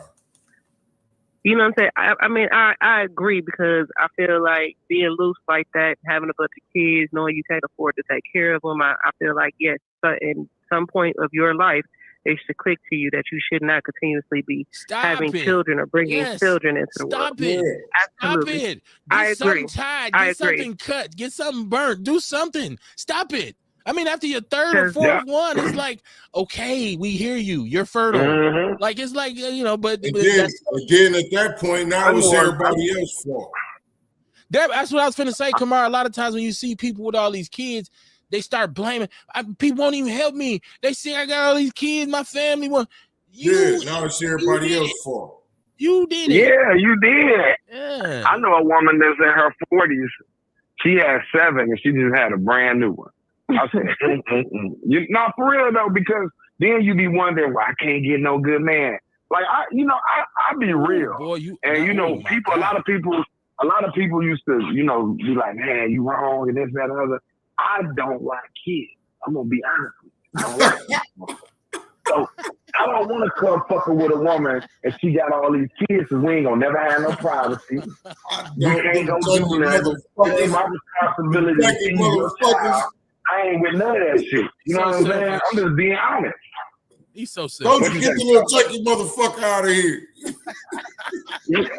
No, I get what I'm saying, but we have to be real. Hey, hold on. What did Snoop say to do the little boy and baby boy when he said, I don't like you? He said, I don't like you either, little nigga, and he threw his dick. The motherfuckers have to be real though. Like people used to be like, oh, you so harsh when you say that and blah blah blah. No, a lot of niggas accept women kids because they have no other choice because they bum ass niggas and they gotta go live with a woman. So yeah, now you gotta play that role. I don't have to dance to that beat. The only woman I ever lived with gave birth to me, and that's no lie, you know what I'm saying? So I don't have to dance to that beat. So, you know, I have been with women with kids, but that's your child. I ain't, you know, like y'all do y'all and we do us, but it ain't no, oh, we a family and, you know, this is my baby. And all. No, it's not. That's you and that other nigga baby.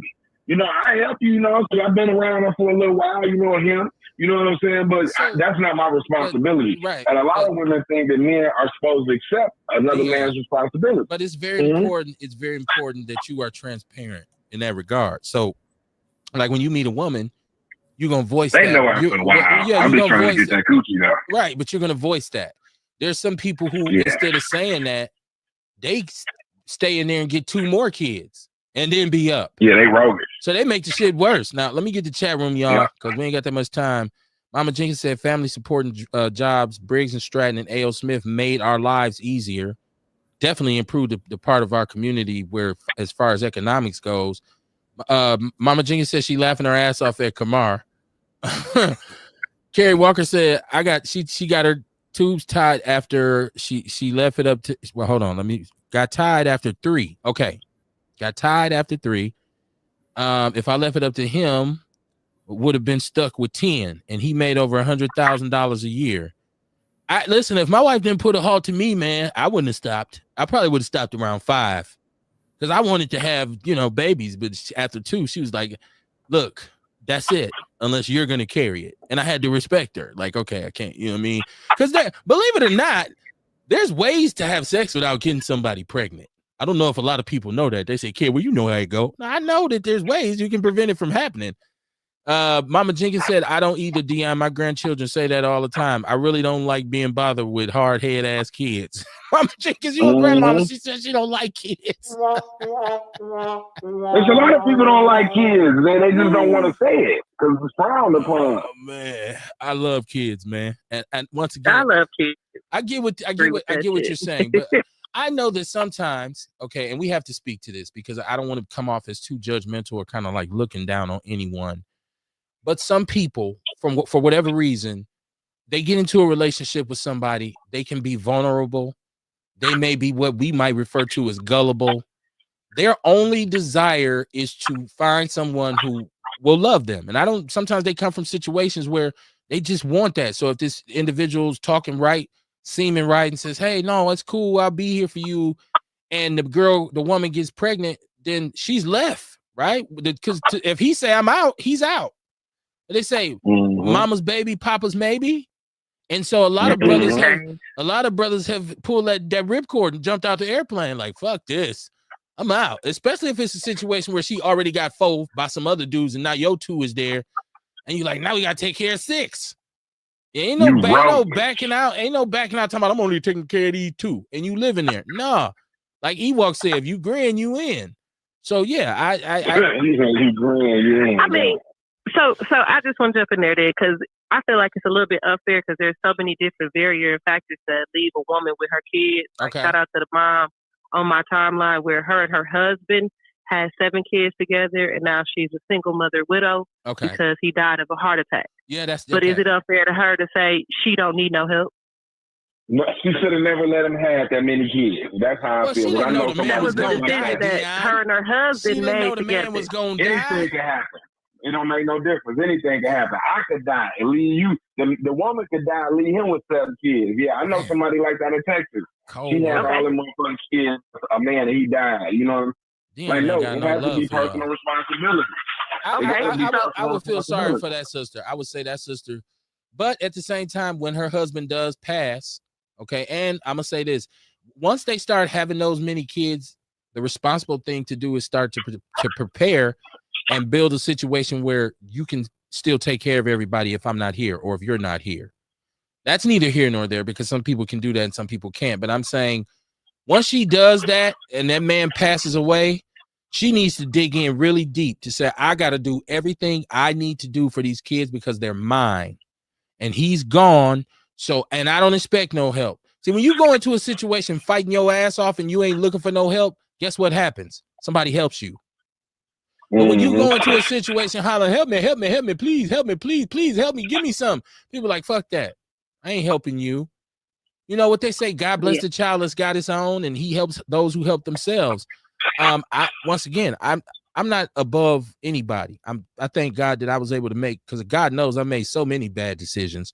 I'm glad that I made some that were, pretty positive, because I did have two very strong parents who built shit into my head, drove shit into my head about what was right and what was wrong. And I know everybody is not that fortunate. Mama Jenkins agrees that they should have planned ahead. Kerry Walker Jones said, I stopped at what I knew I can handle if something happened to him or our marriage. Yeah, and some of us can do that. And like, so Dion and people like that who say, I don't like kids, they don't have them. And I'm glad they don't have them, because they'll probably be neglected or abused. Because I told you I didn't like kids. And I had my daughter 31. I only got one. I got that shit over with at a young age. And ain't had no more since then. So here go part 2 of my question. How do you feel about the men who got 6+ kids in multiple different homes? I don't feel sorry for them either. Let me make a point that's like the third question you said that was going to be your last one, Erica. So shout out to you. I don't feel no Erica. I ain't got no sympathy for him. I'm going to ask one more and then I'm going. But no, listen. I know what child support to do to you. You have liens on your shit. I just got through my daughter 31, and I just got through paying child support in 2017. Every vehicle I had a lien on it. They was taking that little R&D fee. I had to have my daughter on my insurance. And, I don't even think that's fair for your grown-ass child to be 26 years old to still be on your motherfucking insurance. I don't think that's fair either. So I have no sympathy for the man or the woman. Like when they had the deadbeat niggas on Milwaukee, get their ass. You out here having 13, 14 kids, my guy. But I'm going to say this.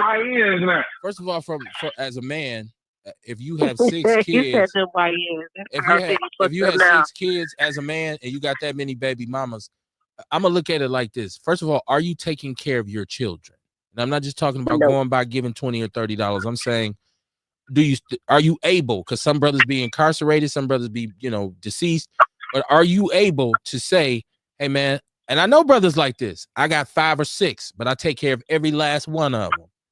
That's the solution to that problem. But the reality is, you shouldn't have that many children fundamentally by that many women. Like I don't know that you need to have a baby by every person you was ever in a relationship with. Like take your time. Like hold on, y'all meet 2 weeks later you pregnant. No, that's wrong. And brothers got to take more responsibility and say, hey, man, I ain't finna be that loose with mine. Because we like to blame the women, but it should be a black, and it is for a lot of women. If they meet a dude and they say, how many kids you got? And he be like, I got 7. They be like, shit, I'm not messing with this nigga, girl. Yeah, so I'd be blocking them type of niggas. They be like, I got 8 kids and 4 baby mamas, and I'm like, you want to make me the fifth one? Unless you really want him, and then you deal with his shit. Like, hey, girl, he ain't gonna do it. He ain't got enough time for me. You can't be careful these days, men and women have to. More money. You already distributing the funds you already have with 5 women and 8 kids. Hold on. What else you got left for me? What'd you say, Kamar? That's true. I was saying these days, men and women have to vet each other a lot better. Take more time to vet them. Find out what the morals like. You know what I mean? So what, dog got plenty money? So what, she got a nice body? You know what I mean? Fight the urge. You know what I'm saying? Because that be the thing. Like we get together, men and women, black men and women get together and think if we start fucking, it's a relationship. And you know what I mean? Really, we just going off face value of what we see in life. Right. We don't know this. We don't know that motherfucker crazy. We don't know that motherfucker crazy until it's too late. You know what I'm saying? We don't know that it was just that. Yeah. Now we talking about this motherfucker done changed. This motherfucker done changed after a month or so. He ain't changed. They stayed the same. They been the same. You just ain't know it. You knew him long enough. Or you ignored the red flags. Yeah, I agree with you too. Because you was enjoying riding in the Benz on 30s, and he was giving you all kinds of money because he was in the game, and you thought this slick until now his ass fall off. He done been in prison or go to prison, and you left with these babies. And when he come home, ain't no balling no more. And now it's real life struggles. Mama well, now he busting your motherfucking head because he's jealous. Mama that Jenkins, was one of my decisions. let me get the chat room. Go ahead. Mama Jenkins said, I'm from a family of 10 kids, and I often wonder what the hell was wrong with my mother. She's keeping it real. Yeah, my mom, it was 13 on my mama's side and 13 on my father's side. And my mother used to always say that, Mama Jenkins. Like, she said, I used to be so mad at my mother because I'd be sitting there rocking 3 babies and feeding 2 more little ones, and she pregnant again. And my daddy wasn't shit. She was like, I used to be so mad at her. Like, why do you let this dude keep doing this to you? She said, I used to want to ask her, why don't you sleep in a different room? I used to laugh all the time because she was the oldest. So she said, yeah, she gonna have a baby because guess what? She finna be pregnant again in 6 months. I'm already taking care of the 3 and the 4 she already had. I'm like, wow. Shame on him. This is Carrie Walker Jones. She said, shame on him and the women. I know a man already has 5. I'm sure as hell I'm not gonna give him 6. She's saying she if a man has 5, she ain't gonna give him the 6th one. Mama Jenkins said, like Kamar said, lying around fucking. This show done got explicit tonight, y'all. Carrie Walker Jones said, if I had to get support, I wanted the full 17% and not what was left over after the first 5. You know, that's funny to me that you have a lot of women who are struggling with children. And you'll say, well, what about child support? And a lot of them, especially sisters, will say, I never took him to court because I didn't want to put them people in our business. Or they'll be like, he don't work no regular job. And I ain't, it's like, wait, you rather sit here and struggle? You got 2 months after this baby born to bring some diapers over here. If not, I'm expeditiously at the courthouse with your ID. Like this nigga right here, y'all. Like I'm just saying, you ain't even got to do that. All you got to do is apply for food stamps, and the court's gonna chase down you. Hell yeah, they want to know who he is. I'm on his ass then. Yeah. I'm sure gonna be down there like I need For help. free. I need help. Listen, I want to ask this. We running out of time. I ain't gonna even get to touch on everything I want to touch on, but everybody's going crazy today because the Grand Theft Auto Part 6 trailer came out. And it looks like a phenomenal game. Now, I'm going to go ahead and be honest. I'm not a gamer per se, but I will play a video game. I grew up on Atari, Nintendo, Sega Genesis, Xbox. I love shooters. If it's a game with a gun and some explosives, I'm probably going to play it, right? And with all of the controversy over the last few years, we look at this driving epidemic, we look at kids, and I'd like to ask how many of y'all are going to buy the game? Because it's about. I don't even have a video game. Okay, I'm gonna buy it. Now my kids are adults at this point, but I had them when they was little. My son loved it. He all through his middle school years, and he played. He's even told us that he learned how to drive by playing Grand Theft Auto because it was much easier for him. He took to driving way faster than my daughter. It's like, well, why was you so good at it early? He was like, because I used to play Grand Theft Auto, and I was like, wow. Because I was already driving. I was old when the first one came out. I was fully grown, anything. So I just wanted to know how many people and how many mothers out there are going to buy this new game for their sons and their daughters who have game systems and then just let them play and never even look at it and never even see what all the content, because I know it's going to be crazy. So I just wanted to know. I didn't know. Dion, you said you don't play games. Erica, you got a son. I own a video game. Okay. Yeah, I see. I bought one so my son and I can play Call of Duty together online because he's off in school. Now, Kamar, I don't know I know you probably used to dib dab with the game a little bit. I don't know if you still do. Do you plan on getting this new Grand Theft Auto? Because it looks amazing. I ain't gonna even lie. Okay. I doubt it, man. I really don't. I ain't got time to play all them games. Okay. I downloaded a couple on my phone to give me something to do, but I'll never even play them motherfuckers. Okay. Erica, you got a young man. Yeah, you got young kids. You gonna buy it for them? Yeah. I mean, coming up in high school when Grand Theft Auto first came out, I remember that year, and it was definitely epic. And I am a gamer low-key myself. I like the game a lot. But ever since they started charging you for everything, they charge you $500 for the system and then turn around and charge you $69.99 every month to have a membership, I was kind of over gaming after that. But my son, who I got a grown son now, he just turned 18. Shout out to my son. He's a gamer, and he's really, really good at it, actually. And I've been pushing him to actually becoming a professional gamer. However, the problem with a lot of our crime in our city is these young people think they playing GTA in real life. And if they don't have parents like yourself and me to let them know and remind them there's a fucking difference between what you playing on this game and real life consequences behind the actions you take, yeah, you're going to see the crime increase after this game is released. But as far as if I'm going to buy it, no, because I'm done paying for extra shit when I already bought the system. But at the same time, if my son decides to purchase that video, no, my younger children are not allowed to play that game, because I do feel like that's a big reason why a lot of our kids running around here thinking they is a GTA character.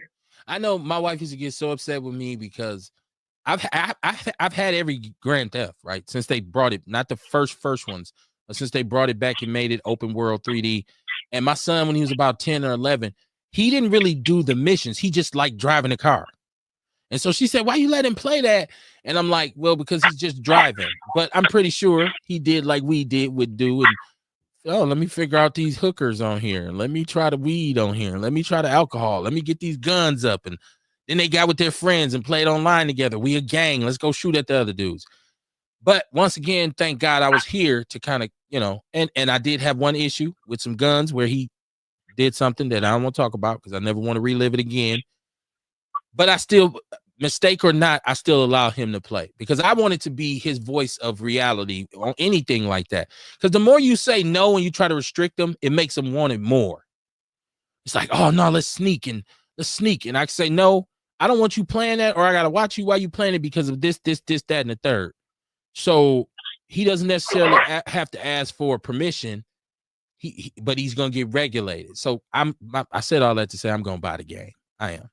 And I've really tuned down how much I play video games over the last years because, like Kamar says, normally I have a lot to do. But every now and then on a Saturday, it's kind of cathartic for me to jump on there and say, let me play a little Call of Duty and get my Merc on.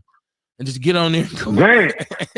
I can't lie. Alexa, is it gonna rain tomorrow? I have to do that. I have to do that. So I don't know. But we're gonna get out of here. I wanted to talk a little bit more about Rodney Hinton, but I don't have the time because I don't think I can give it. I just wanted to talk about him in court and looking at the looks on those police officers' faces. Did y'all see him in court? Oh man, they looked like hungry lions. Jeez. Oh my God. I mean, I said, whoa, man.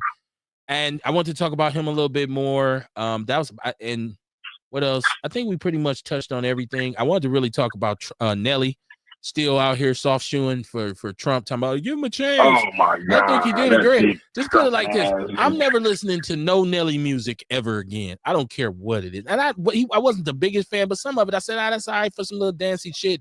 Nelly is on my blacklist right now. Come on, son. You gotta go. I can't fuck with you no more, man. He's not politically astute. I don't know what. Well, he living a lavish life. He got his queen. He got his babies. He's comfortable. The shit that's going on affecting him directly. I mean, you can live a comfortable life, but when this man put an all-out warfare on black people, are you exempt from that? Nope. It's a check. Because black people, but he'll have the money to build up a 10-foot wall around him and his wife. Because black people during Reconstruction, they were victimized. You know what I'm saying? Like, look at North Carolina. What was that? Durham, North Carolina. One of the North Carolinas when they came and took the town back. Like, just because you financially straight, when this man put an all-out warfare on motherfuckers and now it's black people, it don't make no difference. Yeah, that's more. And you'll look real stupid, all that shit you don't work for, and they come confiscated. Because now, as they did with us, it's a property of war. This is a business decision on Nelly's part. There's a check. Or either he's hoping of saying, hey, I need to work. I'm an entertainer. Y'all don't understand. I got a lifestyle. I'm taking care of a lot of people. I need to work. So I'm not fighting. OJ Simpson, that is, said everybody can't be Martin Luther King. So I get why he's doing it, but I hope, and I know he knows he's soft shoeing. He shouldn't be upset when somebody calls him a soft shoer or a bug dancer. He should know why they're referring to him as that. And, this can increase his streaming numbers because white people will say he's one of the good ones. But we as hip hop fans, like foundational Black American fans, I feel like we should turn our back on this dude.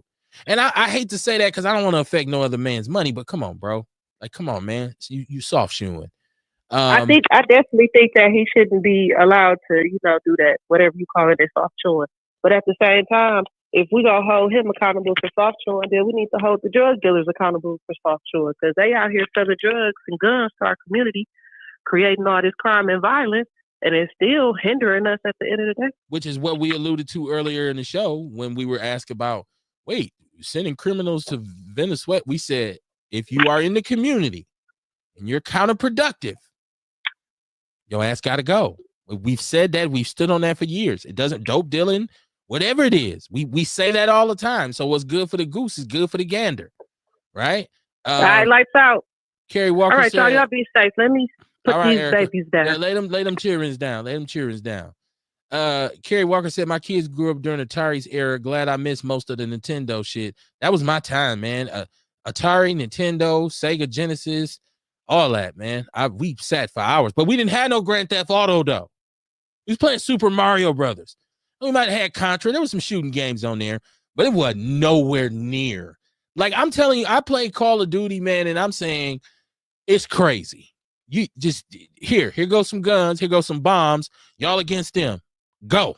And it's just kill as many people as you can. It's kind of fun. I'm sorry.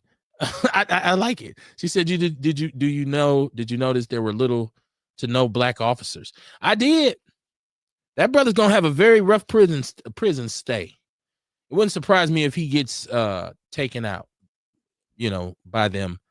Because they're mad. Cop killer. They might send him out of town though, because in Wisconsin, I don't know if you remember about maybe 13, 14 years ago, up north, this Asian, that Hmong dude that killed them four. I know who's. Yeah, they sent him to prison. They sent him to prison in Iowa. What's his name? Kai Vang. His name was Kai Vang. But like you said though, that man killed the police officer, and it's definitely gonna be hard on his dick though. You know what I'm saying? Oh yeah. That's why he should know.